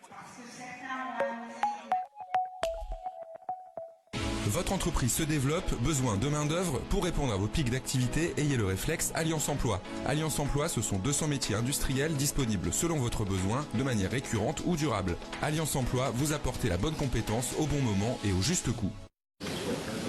J'ai démarré dans l'agroalimentaire à l'âge de 25 ans et maintenant me voilà depuis 8 ans donc dans le produit laitier biologique, que ce soit pour la chèvre et pour la brebis.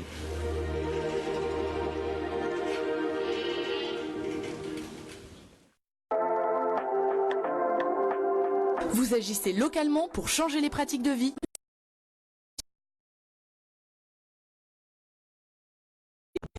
Elle lance son appel à projet 2, les thèmes des circuits courts, respectueux de l'environnement.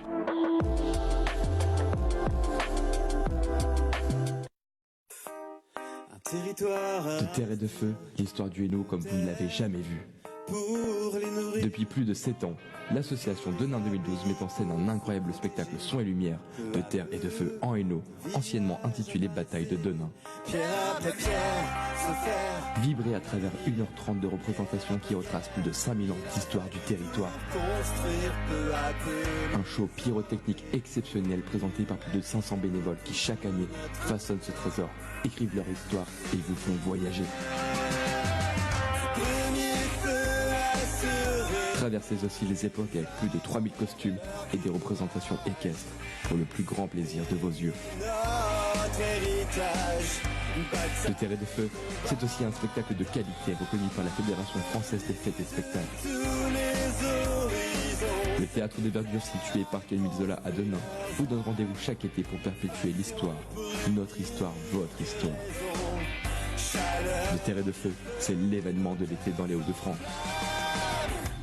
Informations et billetterie www.deterretdefeu.fr. Nouveau, pour partager votre expérience, rendez-vous sur Facebook et Instagram deterretdefeu.fr #TTEDF. S'engager pour 6 ans, ça mérite bien quelques minutes de réflexion, non? On vous dit tout sur les maires et les candidats des 1538 communes du Nord et du Pas-de-Calais, dont la vôtre. À découvrir sur lavoiedunord.fr. Inconfort digestif, maladie chronique intestinale, montrez votre engagement en signant la pétition pour voir s'ouvrir dans les Hauts-de-France la première maison paramédicale de santé digestive. Rendez-vous sur www.digescience.com. Comme moi, soutenez la création de cette première maison de santé digestive en France, Digeste Santé. Je compte sur vos signatures. Alors vous le savez, hein, à Orchy, à chaque match de futsal, on met une association en avant. Ce soir, c'est Oulé Matou, j'ai bien retenu, hein, qui vient nous parler d'action en faveur du Mali. Vous êtes la présidente d'une association, vous pouvez nous en parler? C'est ça, en fait je suis la présidente de l'association des étudiants et stagiaires maliens du Nord. Et donc en fait en tant qu'étudiant, on aide aussi les actions comme ce que fait Martine. Donc à savoir Martine, c'est avec eux pour le Mali. Donc nous en tant qu'étudiants, on essaie en tout cas de mettre en lumière tout ce que les autres associations font, mais en mettant notre pierre aussi, parce qu'après tout le Mali c'est nous.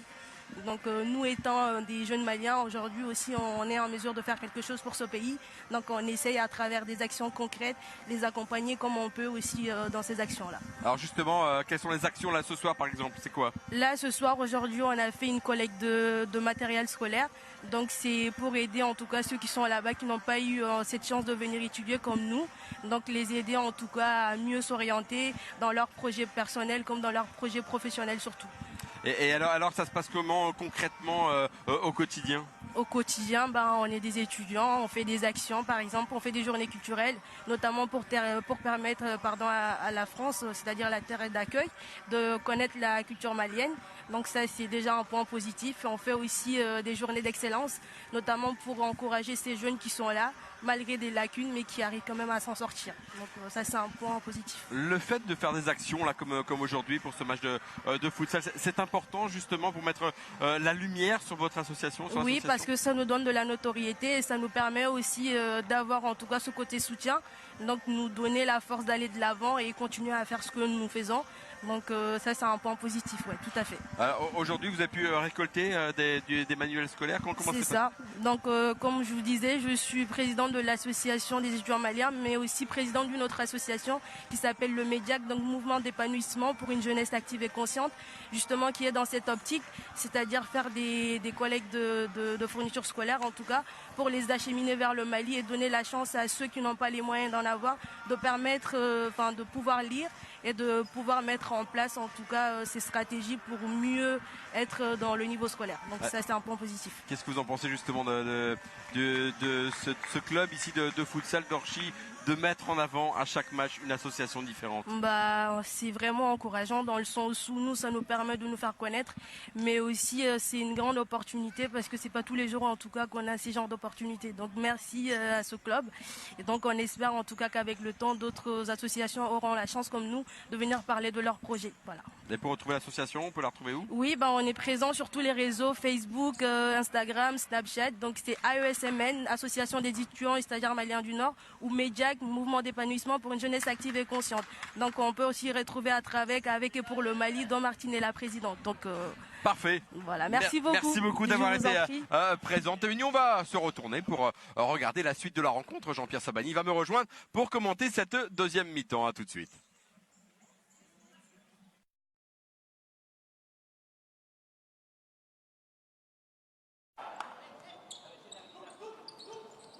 Allez, c'est reparti pour cette deuxième mi-temps. Ici, 1-0 pour Orchy face à cette équipe de Toulouse Métropole. On l'a dit avec Jean-Pierre tout à l'heure, effectivement, rien n'est fait. Il y a tout à faire, évidemment. Ces joueurs orchésiens partent avec un petit avantage d'un but, mais on le sait, en futsal, ça peut aller extrêmement vite. Et on voit immédiatement le pressing de ces joueurs de Toulouse. Ouais, effectivement, on va voir dès les premières minutes quelles ont été les paroles effectivement de Marcelo Serpa, le coach de l'équipe de Toulouse Métropole, cher à la présidente et à la famille Martinez. Effectivement, en tous les cas, dès les premières minutes, toujours la même chose comme en première période, c'est-à-dire les Toulousains ont décidé de jouer très haut et d'essayer d'empêcher de ressortir proprement. Alors ça n'a pas été payant en première période, on va voir si en seconde ça le sera. Allez, une défense qui est recroquevillée là justement, et la première intervention du portier Kaïké Félix.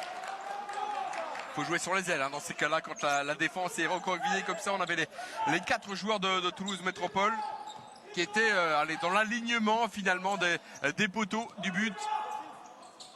Marcelo qui joue de façon latérale pour Zé Carlos. Zé Carlos mis sous pression par Lucas Diniz avec une faute de l'international belge.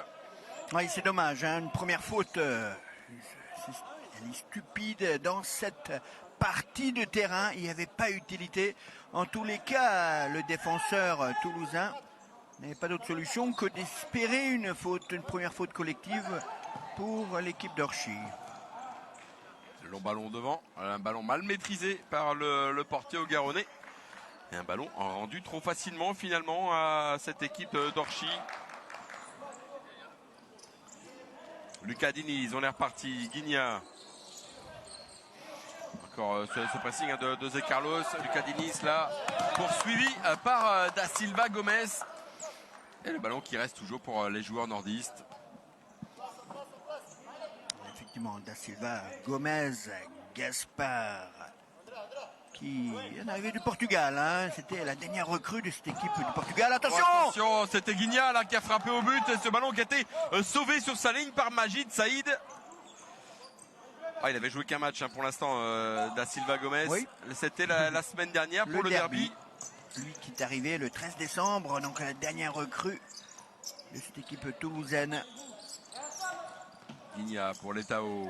Derrière, Paes. Attention avec ces ballons mal maîtrisés encore une fois hein, par Lucas Dunis. Il s'en veut. Hein. Il s'en veut parce qu'il y avait évidemment d'autres choses à faire. Et c'est surtout un ballon rendu trop rapidement aux joueurs toulousains. À la partie, Saïd en possession du ballon avec évidemment ce contrôle de la semaine cher aux joueurs de futsal. Oui, tout simplement le contrôle de la semelle, ça permet que le ballon reste toujours en mobilité, un petit périmètre. Donc si vous avez l'opportunité de contrôler l'intérieur puis donner, trop tard, vous perdez de l'espace et du temps. Guignac qui change de côté pour Victor Paes, il est en déséquilibre, l'Etao, un bel arrêt de Kaiké Félix, il fallait le faire celui-là. Hein. Il est magnifique à bout portant. Oui, il tient toujours la baraque, il met toujours en orbite, attention. C'est Carlos là pour le contre, et ce ballon qui frôle le montant. Le montant de Darcio Forgiarini. On était tout près du 2-0, mais on était aussi tout près de l'égalisation de Toulouse. Ça peut aller très très vite. Ah, et heureusement que du côté toulousain, hein, il y a le gardien toulousain qui fait une énorme partie. Ah, ça pourrait être dans le top arrêt de cette 12e journée. L'Etao, hein, le contrôle n'était pas bon. Et il y avait Majid Saïd là, qui était revenu défendre. Et on sait hein, que le foot sale se démocratise. Il y a le top arrêt, le top but. Un petit peu comme ce qui se fait dans le championnat national notamment. Allez, le ballon pour Da Silva. Da Silva, le ballon contré. Toujours pour le numéro 21 de cette équipe de Toulouse. On l'a dit qu'il vient d'arriver. D'ailleurs, c'est pour ça qu'il n'a pas encore son nom à l'arrière du maillot. Zé Carlos encore là. Bon contrôleur bon manieur de ballon, mais cette fois-ci il s'est fait reprendre par Victor Paes. Lucas Diniz. Encore Paes qui a un petit peu de champ. Le retour parfait de Marcelo qui a juste poussé ce ballon pour Majid Saïd. Ouais, mais les Toulousains n'arrivent toujours pas à ressortir proprement le ballon. Allez, trop tard, il est cuit. Il est cuit dans un petit périmètre, donc derrière, c'est compliqué. Marcelo, il a toujours pas la technique, mais plus la vivacité. Là, on le voit avec ce regard là. Il a regardé son numéro 3. Hein. José Carlos Santos Neto. Da Silva Gomez. Encore avec le pressing de Victor Paes. On n'arrive pas à s'en sortir, hein, côté toulousain. Zé Carlos encore. Zé Carlos, le ballon devant pour Da Silva Gomez. C'est dommage. Il a trop poussé son ballon, hein. Il a perdu tout le bénéfice de cette passe de Zé Carlos. Marcelo. Oui, mais ça fait au moins une minute hein, que les Toulousains avaient le ballon dans les pieds. Et encore des changements. Josété est de retour. Gonzalo Galanegui également. Et derrière Bruno Barbosa. Ça veut dire qu'on a changé 3 joueurs sur 4. 3 joueurs de champ, hein, évidemment, je parle. Puisque Darcio Forgiarini est toujours bien présent dans la cage nordiste. Kaikeivo. Le Barbosa. Et derrière pour Forgiarini. Tranquille, on va jouer trop long. Bah, tout simplement à l'adversaire, on rend le ballon trop facilement.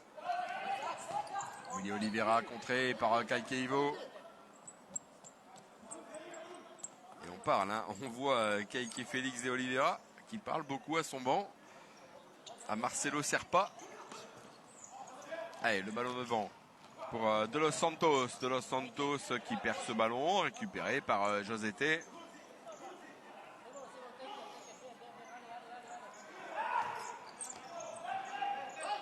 Allez, le ballon, Kaikeivo. Josété, il s'est pu remettre en première intention. Et il y avait Barak là, qui était présent, qui a pu mettre ce ballon devant pour Willy Oliveira. Oui, mais ça n'a rien donné. C'est dommage pour les Toulousains. Attention, hein, les joueurs d'Orchi perdent un petit peu trop facilement dans la zone de vérité, trop facilement le ballon. Alors, il n'y a personne dans cette partie de terrain, il n'a pas regardé quand il fallait.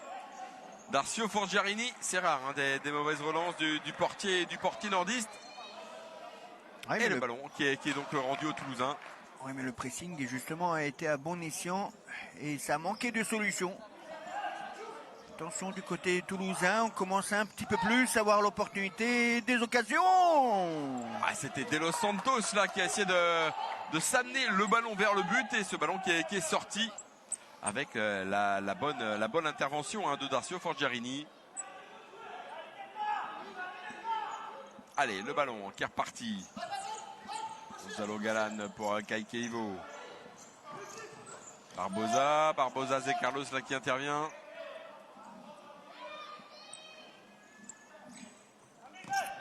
Les joueurs d'Orchi qui ont encore la possession de la balle.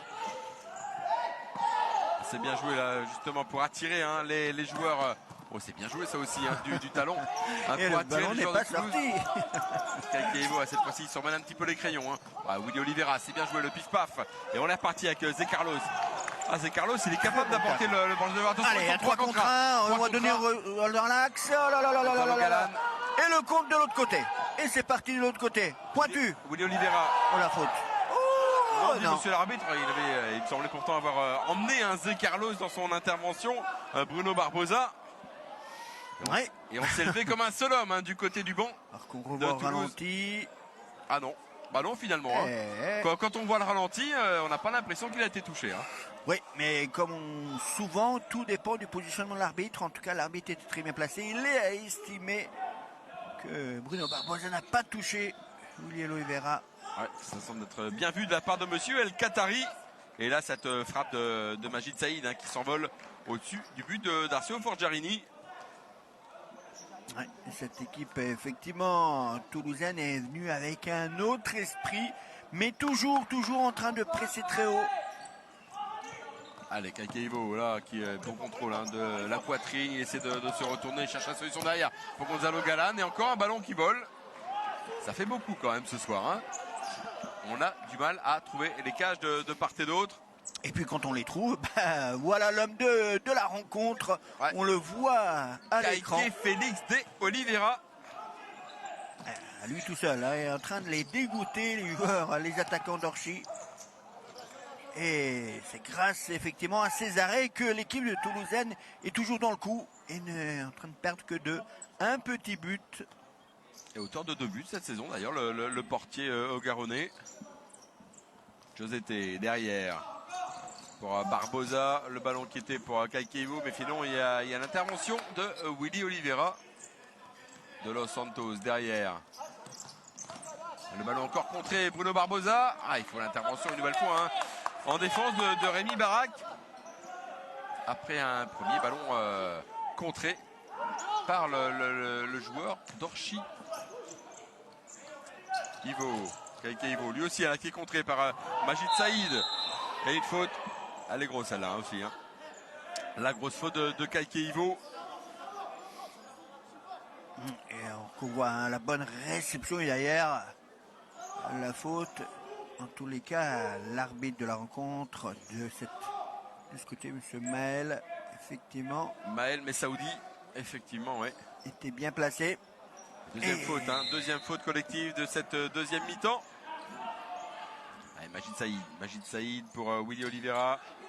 Il est passé sur le côté, mais deuxième possibilité. Puis on est bien venu fermer côté Orchi. Kayke Ivo qui perd encore une fois le ballon. Ouais, mais il faut qu'il la donne là. Quand on récupère dans cette zone de transition, il faut la donner. Willy Oliveira qui récupère encore ce ballon finalement qui l'a perdu. Bruno Barbosa, Josete. Il faut ressortir, voilà. Ressortir. On va calmer un petit peu le jeu. Oui, parce que un petit peu du hurrah futsal des deux côtés. Un peu plus de construction. Plus les minutes vont passer, plus ça va être difficile des deux côtés. Et les espaces seront beaucoup plus grands d'un côté comme de l'autre. Un ballon qui a été contré par Majid Saïd. Une frappe de Gonzalo. Je vais le retrouver sur le Golan, pardon. Il y en a des Gonzalo. Oui, exactement. Et en tout cas, ça sera un corner pour cette équipe d'Orchi. Toujours 1-0 là. Est-ce qu'on a annoncé une combinaison au deuxième poteau pour Gonzalo Galan? C'est très bien vu de la part de Los Santos qui a juste eu besoin de toucher ce ballon pour le mettre en touche. Et pour la remise en jeu pour Orchi, on joue vite avec l'Etao pour Guigna. On a tenté de remettre fort devant le but. pour que ce ballon soit juste touché. Finalement, il n'en a rien été. Majid Saïd, le capitaine ce soir. Ballon derrière pour Forgiarini. Encore le pressing, ils sont à 3 à faire le pressing côté toulousain. Letao en possession du ballon, on est toujours dans la partie de terrain. Dorchi, le ballon pour Letao en intervention de Majid Saïd. Et ce ballon sera rendu au joueur de Marcelo Serpa. Il est content de revoir quand même Letao, hein. C'est international portugais. Revenir après une longue blessure et d'apporter toute son expérience. Lui qui arrive hein, de Belgique, de Halle Goïc. Oui, comme d'autres partenaires. Hein. Il y a quelques joueurs soit c'est Selacline Tuline, soit c'est Halle Goïc. Le marché était pas très loin, mais comme cela faisait quelques années qu'ils étaient ensemble, ce groupe, c'est tout à fait normal et légitime que le président Black Wafik a fait son marché. Ouais, Gonzalo Galan vient également de ce club belge. Victor Paez, le ballon devant, là il n'y avait personne. Que Josété, lui, évolue à Paris. Hein. Il était au Sporting, il était où lui? Non, il était à Nantes, lui. Hein. Oui, à Nantes Métropole, l'équipe on verra la semaine prochaine. Recevra effectivement. Alors ils avaient espéré, les Nantais, reporter cette rencontre, puisque lors du dernier rassemblement, il y avait 2 joueurs nantais, comme le règlement prévoit. À partir du moment où vous avez 2 joueurs qui sont en équipe de France, le match est automatiquement reporté. Malheureusement, lors de la liste de Pierre Jacqui, il y a 48 heures, il a décidé de prendre qu'un seul joueur, Adamadi, du côté de Nantes Métropole. Et du coup, malheureusement, les Nantais vont devoir effectivement venir jouer la semaine prochaine, ici dans cette très belle salle. Orchi à la Contact Pével Arena. Ouais, 2 matchs de suite hein, pour Orchi, forcément. Hein, les Orchésiens sont contents, même si hein, en début de saison, le match avait été... attention avec ce ballon pour Victor Paez, c'est doublé. Oh, le deuxième but pour les joueurs orchésiens, inscrit par Victor Paez, qui là, il s'est fait mal. Hein. Il s'est pris le poteau en glissant. Et l'intervention désespérée de Marcelo. Et effectivement, tout est parti de la très très belle relance du gardien Darcio, directement sur un de ses partenaires sur le côté. Et la remise de la tête. Et puis malheureusement, l'attaquant, qu'on voit à l'écran, l'attaquant toulousain est arrivé en retard. Ouais, c'est Marcelo hein, qui était revenu défendre. Et Victor Paez hein, qui a mis ce deuxième but. Et ça fait donc 2-0. Le but du break, ça peut changer la donne hein, pour le reste de la partie. Il reste 11 minutes 33. Il reste effectivement beaucoup de temps, mais en tout cas, c'était dans une partie de la rencontre où on ne s'y attendait pas trop, sur une phase pratiquement au ralenti avec cette relance du gardien à une touche. Et attention, Letao était inspiré pour laisser passer ce ballon entre les jambes, mais finalement il aurait dû frapper directement parce que derrière on n'y était pas. De Los Santos face à Forgiarini, c'est bien joué ça encore. Alors que Victor Paez hein, est au sol. On l'a dit hein, tout à l'heure, il s'est blessé, il s'est fait mal au dos en inscrivant le deuxième but. Il a dû claquer, hein, il a dû claquer sur le poteau droit de Kayke Félix. Ouais, et vous parlez de claquage, je pense que Darcio doit ressentir une douleur musculaire. Rappelons que chaque fois lorsqu'il y a un but, souvent que ce soit d'un côté comme de l'autre, hein, on a tendance à se relâcher parce qu'on était tellement concentré dans des différentes actions en phase défensive ou en phase offensive que d'ailleurs, dès qu'il y a un but, on a tendance dans les minutes qui suivent à se relâcher. Et là, parfois on peut voir des buts, ce qui a été le cas, hein, pratiquement à 2-0. Belle opportunité pour les Toulousains de revenir, mais en tous les cas, Darcio a fait front avec ce 1 contre 1. Il réussit à maintenir pour l'instant, de ne pas avoir encaissé le but pour un gardien. C'est extrêmement important. Le fameux clean sheet, hein, comme on peut dire dans d'autres disciplines. Et là, c'est très sportif hein, de la part des Toulousains qui remettent très gentiment ce ballon aux joueurs de Black Wafik. Et on est parti côté Toulousain avec un ballon dans les mains de Kayke Félix qui n'a rien pu faire hein, tout à l'heure sur le deuxième but de Victor Paez. 2-0 ici, ça peut changer la donne forcément. Pour la fin de rencontre, forcément, Toulouse va devoir sortir un peu plus, montrer le bout du nez. Et là aussi, forcément, ça va donner un petit peu plus d'espace pour les joueurs d'Orchy. Oui, c'est ce qui permet d'avoir la beauté du futsal, c'est-à-dire que parfois, on a l'impression qu'à 2-0, tout est acquis, mais il suffit, à un moment donné, d'une erreur individuelle, d'une erreur collective, pour relancer la partie. Et comme à la beauté du futsal, ça peut aller très très vite, et on peut voir des très nombreux buts en l'espace de peu de temps. Allez, on parlait tout à l'heure de l'équipe de France qui va jouer sa qualification pour la Coupe du Monde. Ça aussi, ça pourrait être important pour continuer le développement du futsal en France. Oui, complètement. L'équipe de France, emmenée par le sélectionneur Pierre Jacqui, qui aura fort à faire en Serbie, du côté de Niš, à 200 km de Belgrade, lors de la première rencontre, le 1er février face à l'Espagne, le 2 février face à la Serbie et le 4 février face à l'Ukraine. On espère, rappelons que le premier sera qualifié d'entrer directement en mois de septembre pour la Lituanie, et le second, pourquoi pas les Français, joueront une place de barrage le 12 avril, match aller en France, et le 19 avril à l'extérieur, et dans le groupe où il y a actuellement le Portugal et l'Italie. Est-ce que vous savez quel grand joueur, quel grand Français sportif est né là-bas, en Serbie, à Nice? Vous allez me le dire. Attention, c'est Karabatic, le joueur de handball, Nicolas Karabatic, qui est né là-bas. Avant d'arriver en France, d'être français, c'est là-bas qu'il est né. Le multiple champion olympique, effectivement. Et champion du monde. Bon, ça s'est un petit peu moins bien passé. Le championnat d'Europe, c'était autre chose, mais bon, ça arrive parfois. Oui, on va laisser un petit peu de place au futsal aussi, un petit peu. Exactement. Il y a la place pour tout le monde. Étant donné qu'on joue sur le même terrain, attention. Attention avec ce ballon qui était pour Zé Carlos, et ce ballon qui est passé juste à côté du but de Forgiarini, pour qui visiblement ça va toujours bien. Il a eu une petite alerte tout à l'heure, mais ça va bien. Mais quand même une grosse alerte là, c'est le but d'Orchy. On l'a dit, ça peut aller très vite. Et là aussi encore Kakaivo là qui récupère le ballon. Et ce ballon qui est contré. Et ça sera un corner pour les hommes de Najib Feraoun. C'est dommage. Pour le moment, en tout cas, il reste beaucoup de temps. Les Toulousains devraient justement alterner. Jeu court, jeu long. Devraient aussi alterner pressing haut, pressing bas, puisque jusqu'à présent, on n'a vu que des pressing hauts.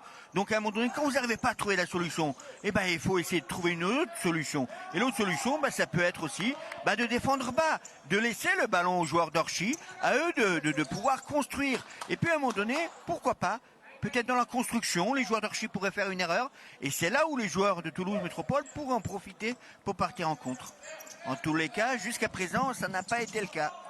En tout cas, il ne faut pas laisser passer les occasions qui se présentent pour les Toulousains. Pour semer un petit peu le doute dans les têtes orchésiennes et surtout se rapprocher un peu plus des joueurs nordistes. On l'a dit, le match au sommet entre le 2e et le 4e ce soir, deux formations promues cette saison à ce niveau et qui luttent dans les premières places. Un championnat qui est toujours pour l'instant dominé par Access Paris. Attention, ce ballon là récupéré par Bruno Barbosa qui a pu intervenir devant Zé Carlos. 8 minutes 56 à jouer encore dans cette partie. Et les joueurs orchésiens qui ont réussi le but du break tout à l'heure par un but de Victor Paes. Zé Carlos au deuxième poteau, il y avait une solution, c'est pas compris, entre Willy Oliveira et Marcelo Dos Reyes. Et la remise en jeu. Et pour les joueurs nordistes, de façon latérale, comme ça en défense, il y avait Bruno Barbosa qui a pu remettre à Guignac qui perd le ballon. Attention avec ce ballon, c'est bien vu de Gonzalo Galan. À partir du moment où vous faites tous les efforts pour récupérer le ballon très haut, derrière vous devez être assez lucide pour avoir cette finition et cette réalité, ce réalisme, cette lucidité, ce qui n'a pas été le cas pour l'attaquant toulousain. En tout cas, il y en a un qui a du boulot ce soir, c'est monsieur le délégué, parce que quasiment tous les joueurs sont levés de chaque côté. On sait qu'il y a des changements incessants de part et d'autre, avec toujours deux changements à la fois côté orchésien et un ou deux côté toulousain, mais il doit intervenir pour faire asseoir un petit peu tout le monde. il a du boulot. Et encore une frappe de Zé Carlos qui passe au-dessus du but de Darcio Forgiarini. Il est capable de dribbler sur de petits périmètres. Ce joueur, Zé Carlos. 9 buts déjà cette saison pour lui. Et pour l'instant, il est muet comme l'ensemble de ses partenaires. Allez, on retrouve Zé Carlos. Le ballon devant pour Marcelo. Marcelo qui peut se retourner. La frappe qui est contrée par Paes. Ah ouais, bien vu dans ce petit périmètre, mais derrière, ouais, c'était Théo Reno, hein. Vite revenir du côté. Oh là là là là là. Encore une erreur. Allez, on va vite se calmer. Effectivement, Marcelo Serpa lui dit c'est pas grave. Revient. L'arbitre a estimé qui avait une faute. C'était dans le jeu. Hein. C'était dans le jeu. Le ballon pour Victor Paes avec Lucas Diniz. Guigna, le ballon devant, c'est bien joué pour Letao. Letao qui va être en bonne position. Victor Paes qui récupère le ballon. Letao, il faut une intervention de la tête sur sa ligne par Rémi Barak pour éviter le troisième but. Ouais, c'est dommage pour les joueurs d'Orchy, mais attention de ne pas avoir de regrets. Même si on voit mal comment les Toulousains vont pouvoir surprendre pour le moment cette défense d'Orchy qui est très appliquée, très agressive dans le bon sens, dans la phase défensive. Mais attention, ça peut aller très vite. On peut faire une erreur individuelle qui pourrait profiter chez l'adversaire. Attention avec Willy Oliveira. Il y a Barak là sur le côté droit. Il marque le but du plat du pied gauche et ça fait 2-1. Et la partie est relancée. Ah oui, on le disait il y a quelques secondes. Une erreur individuelle, mais il était un petit peu trop gourmand. Derrière, l'arbitre a estimé qu'il n'y avait pas faute. Et le 3 contre 2, tout simplement, les Toulousains en ont profité. Et c'est le 7e but cette saison pour le numéro 5 de cette équipe de Toulouse. Et ça fait 2-1, plus qu'un but d'écart entre les deux formations. Lucas Diniz qui frappe. Et encore Kaiké Félix qui était bien présent. Oui, comme souvent, hein, on l'évoque et on le redit. On ne cesse de redire, quand il y a un but, on manque de concentration et de vigilance. Derrière, ça peut aller très vite. Majid Saïd là, qui est reparti avec le ballon, qui le conserve un petit peu, qui essaie de se mettre en position. Et c'est Victor Paes là qui le contre. Et ça sera un nouveau corner. 6 minutes 52 à jouer et le match est totalement relancé entre les deux formations. Après cette réduction du score de Rémi Barak. Oui, réduction suite à une erreur individuelle. Oh là là, on était tout près de l'égalisation. C'est encore lui. Hein. C'est encore Rémi Barak hein, sur ce service de Majid Saïd. Oh, il était absolument tout seul. Il était même un petit peu surpris. Hein. Oui, effectivement, qu'on revoit ralenti, ce tir pointu devant. Il était même surpris, comme on l'a signalé, mon cher Fred. Effectivement, attention, 2-1. On est dans un temps faible du côté d'Orchy. Est-ce que les Toulousains vont-ils en profiter? Et les coachs qui ont encore leur temps mort hein, dans cette deuxième mi-temps. Pour l'instant, ils n'en ont pas besoin. Ah, elle a 4 secondes. Ah, ça, c'est un petit peu dommage. Hein.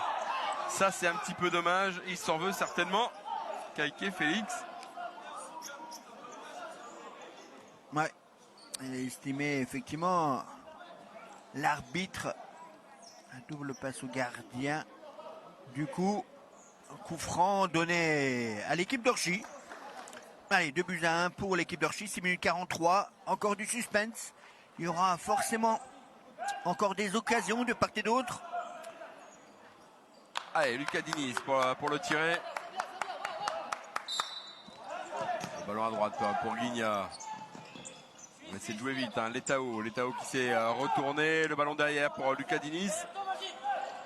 Et derrière pour Darcio Forgiarini. On est reparti hein, jusqu'au portier de cette équipe d'Orchy. Attention avec ces transmissions qui sont pas toujours très bien assurées. Letao là qui a pu le contrôler, qui provoque finalement la faute de Los Santos. Non, de faute il n'y en a pas. Oh, notre beau panneau Weo là qui s'est envolé avec justement on s'est mis d'accord de la main. Voilà. On s'est mis d'accord avec lui justement pour qu'on puisse voir. Voilà, exactement. Cette belle image, cette belle pancarte de WEO TV. Eh ben, c'est l'occasion de rappeler hein, que tous les matchs à domicile de cette équipe d'Orchy sont diffusés en direct sur WEO. Voilà, c'était important aussi de le signaler. Un bon partenariat avec cette équipe, avec ce club orchésien et son président à Black Wafik. Évidemment, hein, les images sont également sur Facebook. Attention, Lucas Diniz. Lucas Diniz.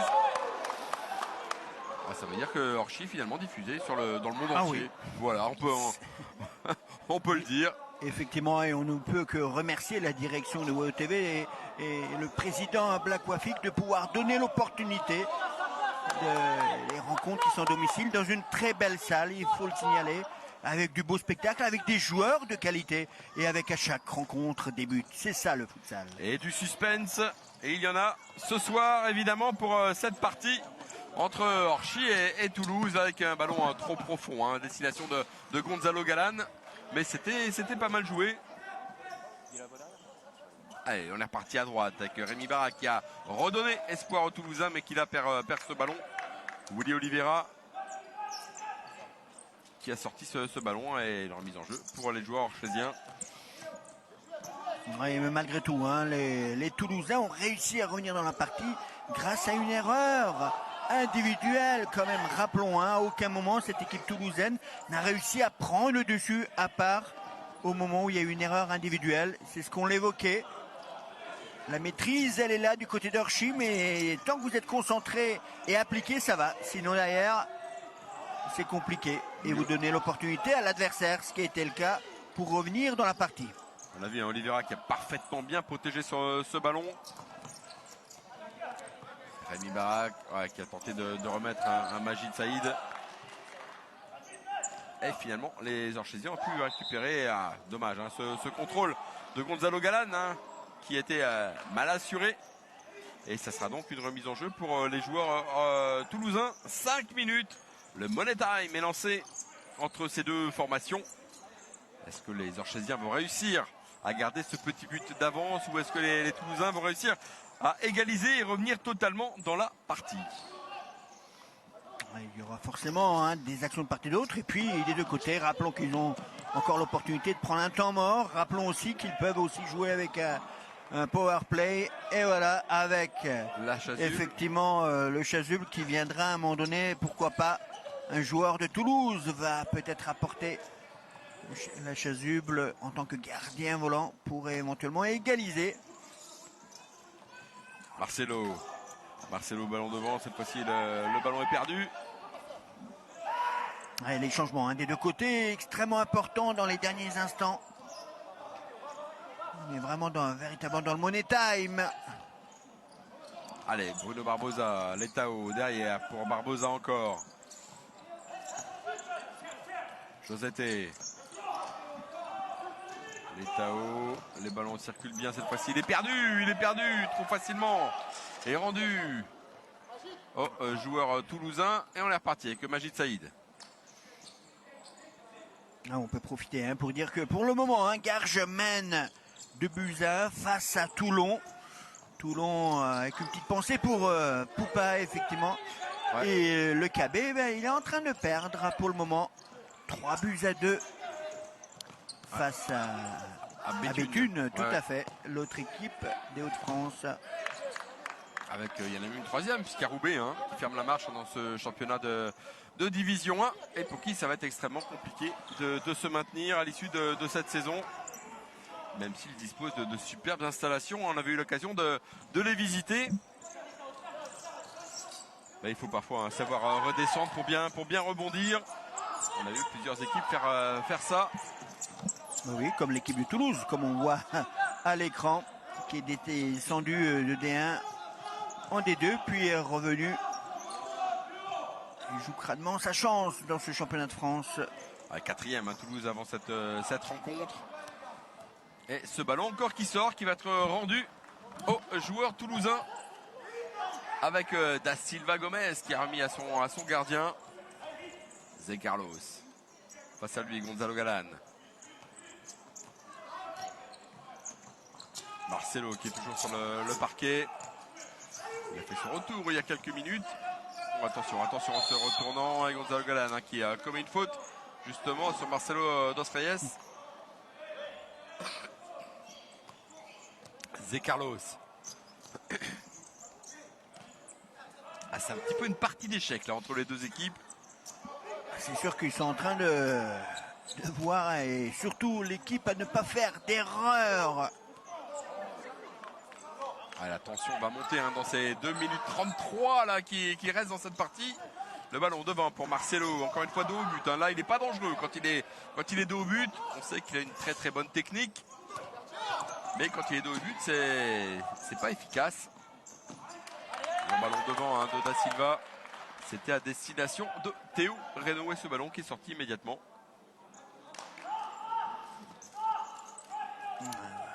Ouais, José, mauvaise remise en jeu. C'est sûr. Et le ballon récupéré par Théo Reynaud, justement. On en parlait il y a quelques secondes. Da Silva pour Reynaud, encore une fois, qui va pouvoir se retourner. Ouais, qui perd ce ballon. Oui, la bonne assise défensive. Restez bien debout, ne pas se jeter. Laissez l'adversaire complètement aller dans le coin, ce qui a été le cas. Et au prochain arrêt de jeu, il y aura un temps mort en faveur des Toulousains. Ouais, et pour obtenir le temps mort, il va falloir qu'ils aient la possession de la balle au prochain arrêt de jeu. Ouais, super barré. Ça fait partie du règlement sur Kakeivo là qui se retourne. Pas de faute de Da Silva, dit monsieur l'arbitre. Après cette tentative de pivot justement de Kakeivo. Pas de faute là non plus. Non, l'arbitre était bien placé. Il a estimé que le joueur toulousain cherchait la faute. Allez, 1 minute 45.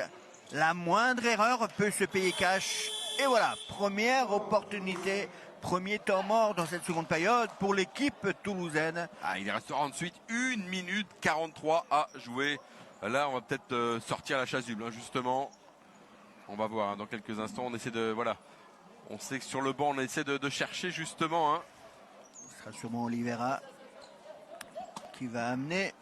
Alors, ce qui est dommage, c'est qu'on perd du temps. C'est dommage que le maillot n'est pas déjà prêt pour laisser en place. Non, ce ne sera pas Oliveira. Ouais, c'est un petit peu désorganisé ce temps mort côté Toulouse. Oui, parce que c'est important. Rappelons que dans les Money Time, il faut qu'il y ait une certaine organisation. On le voit à l'écran. Zé Carlos, le numéro 3, qui va amener le surnom. Mais attention, la moindre perte de balle, les joueurs d'Orchy pourront en profiter puisqu'ils pourront tirer directement au but si le gardien toulousain ne revient pas à temps dans ses cages. Vous n'avez pas pu le voir à l'image. Il y avait força et courage pour Poupa. Il y avait sur l'écran, vous voyez, juste devant vous, il y a les LED. Il y avait un petit message justement pour Poupa, le joueur de Toulon. Ça aussi, c'est l'esprit du futsal. Toute la famille du futsal, et ça fait du bien. Et ça fait du bien, forcément. Allez, 1:43 à jouer. Et la chasuble, c'est plutôt le maillot habituel porté par les joueurs toulousains à domicile, qui est porté par Zé Carlos. Ça veut dire que le but est vide côté toulousain. Et on est parti en power play, en supériorité numérique côté toulousain en termes de joueurs de champ. Tout à fait. L'objectif pour les joueurs d'Orchy, c'est surtout de couper les trajectoires de passe. Alors que de l'autre côté, les Toulousains, il va falloir faire la différence. Tout simplement en écartant le jeu. Mais là, mauvaise relance, 1 minute 23. Toujours le pressing très haut, attention de ne pas faire d'erreur. Le ballon qui est rendu immédiatement aux Toulousains. Ce ballon qui était compliqué à négocier pour Lucas Diniz. Zé Carlos là, qui est revenu avec la chasuble, on le retrouve encore, Zé Carlos. Oui, parce qu'il faut jouer vers l'avant mais pas en arrière. Du côté d'Orchy, là ils sont fait un petit peu piéger en espérant pour eux que ça ne soit pas préjudiciable. Et la défense d'Orchy là qui joue en carré, là, on est bien aligné. On sait exactement comment défendre face à cette équipe de Toulouse, même s'il y a un joueur supplémentaire. Le voici, c'est Carlos. Il reste moins d'une minute, 50 secondes. Est-ce que les Toulousains vont réussir au moins à égaliser encore un ballon perdu. C'est dommage ça. Oui, mais il faut qu'il joue très haut là, du côté d'Orchy, ne pas jouer. Voilà. Mais le ballon qui est rendu trop facilement. Mais il faut jouer haut. Mais oui, mais avec un partenaire quand même. Là, ça a 2 reprises là. Attention, ne pas avoir de regrets. 30 secondes du côté d'Orchy. Et pourquoi pas prendre un temps mort du côté d'Orchy. Il a le droit, Najim Ferraoun, effectivement, de prendre un temps mort, de couper. Attention, Rémi Barak qui va se mettre en position. Zé Carlos Zé Carlos, le ballon devant. Ah, c'est bien joué, Lucas Diniz hein, qui a poussé ce ballon de la tête. Ballon convoité par Marcelo. On était tout près encore d'une belle action pour les Toulousains. Barak encore. Il reste 15 secondes à jouer. Le ballon qui passe à côté du but de Darcio Forgiarini. Ce ballon de Majid Saïd. Et Marcelo là qui récupère ce ballon de façon acrobatique. Et le ballon est toujours pour les Toulousains. Il reste 11 secondes à jouer. On vous donne régulièrement le temps. Hein. Oh, ils sont en retard derrière. Ils sont en retard derrière. Et on réclamait une main hein, du côté des joueurs et du banc toulousain. Allez, Toulousain, 3 secondes ont une opportunité. Une opportunité pour Toulouse d'égaliser dans les derniers instants. Rappelons qu'au match aller, les Toulousains l'avaient l'emporté dans les dernières secondes. 7-6, hein, c'était dans les ultimes secondes de la partie. Le ballon derrière pour Da Silva, contré par Gonzalo Galán. Et on en reste là pour cette victoire 2-1 d'Orchi. Mais Dieu que ça a été compliqué. Ah, c'est sûr, hein, ils sont fait du mal tout seul, l'équipe d'Orchi. Ils avaient la maîtrise en première mi-temps, en deuxième, et puis suite à une erreur individuelle, les Toulousains y ont cru. Ce qui est dommage du côté toulousain, c'est qu'ils n'ont pas cru beaucoup plus tôt. Ils auraient dû alterner jeu court, jeu long, presser haut, presser en demi-terrain. Malheureusement, en tous les cas, ça a donné du suspense dans les derniers instants. Voilà la victoire ce soir d'Orchi, 3 points supplémentaires, 3 points importants pour rester dans le haut de tableau et continuer à mettre la pression sur Access qui, on l'a dit, ne jouera pas la semaine prochaine. Effectivement, hein, Access qui jouera demain contre Nantes, mais en attendant, l'équipe d'Orchi a consolidé la victoire la semaine dernière face au champion de France en titre Toulon. Aujourd'hui, et puis distance, un potentiel rival pour cette seconde place, en l'occurrence de Toulouse. 3 points de plus, ça fera du bien. Ouais, ils peuvent souffler en tout cas hein. Les joueurs d'Orchi restent victorieux. Ils entament en tout cas l'année 2020 par une victoire à domicile. On sait, la semaine prochaine, mon cher Jean-Pierre, vous serez avec moi pour commenter une autre rencontre de cette équipe d'Orchi. Ça sera face à Nantes. Alors que là on va voir des images hein, de cette partie où ça s'est bien battu. Un deuxième match à domicile, c'est toujours compliqué à gagner 2 fois à domicile. On le sait, dans tous les championnats du monde, dans toutes les disciplines. Oui, mais je suis intimement convaincu, ce sont des joueurs quand même malgré tout expérimentés, avec un coach, en l'occurrence de Najim, qui saura trouver les mots, et puis un président qui est à la hauteur de l'équipe. Effectivement, réussiront à trouver les mots pour justement, durant cette semaine, préparer au mieux l'équipe, cette rencontre face à Nantes Métropole la semaine prochaine, qui risque effectivement d'être encore une fois explosif, et encore un match piège pour cette équipe d'Orchi, mais qu'est-ce que c'est bon le futsal. Eh ben nous en tout cas on y sera la semaine prochaine pour cette 13e journée du championnat de D1 de futsal. Vous l'avez vu, un match passionnant que vous pourrez suivre une nouvelle fois sur les antennes de WEO, également hein, sur le Facebook live hein, de la chaîne régionale. Merci beaucoup de nous avoir suivis. Merci à Stéphane Notin qui était à la réalisation ce soir en compagnie de Manu Baheu pour les ralentis hein, que vous voyez actuellement. Merci beaucoup à Laurent et à Antoine, nos cadreurs. Ce soir, voilà, toute l'équipe était présente ce soir. Fred également en régie du côté de WEO. Merci beaucoup de nous avoir suivis, Jean-Pierre. On se retrouve très prochainement et on conclut cette retransmission avec ces belles images de cette partie. À bientôt, bye bye. Salut, merci à tous.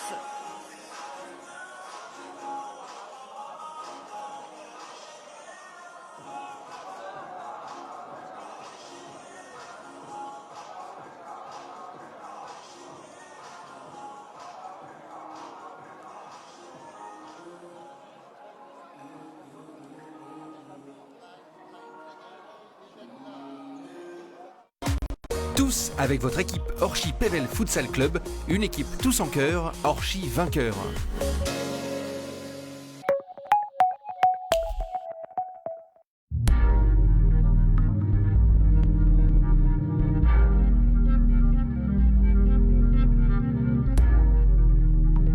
Venez fêter avec nous les 10 ans du Tournai Ramdam Festival du 18 au 28 janvier à Imagix Tournai.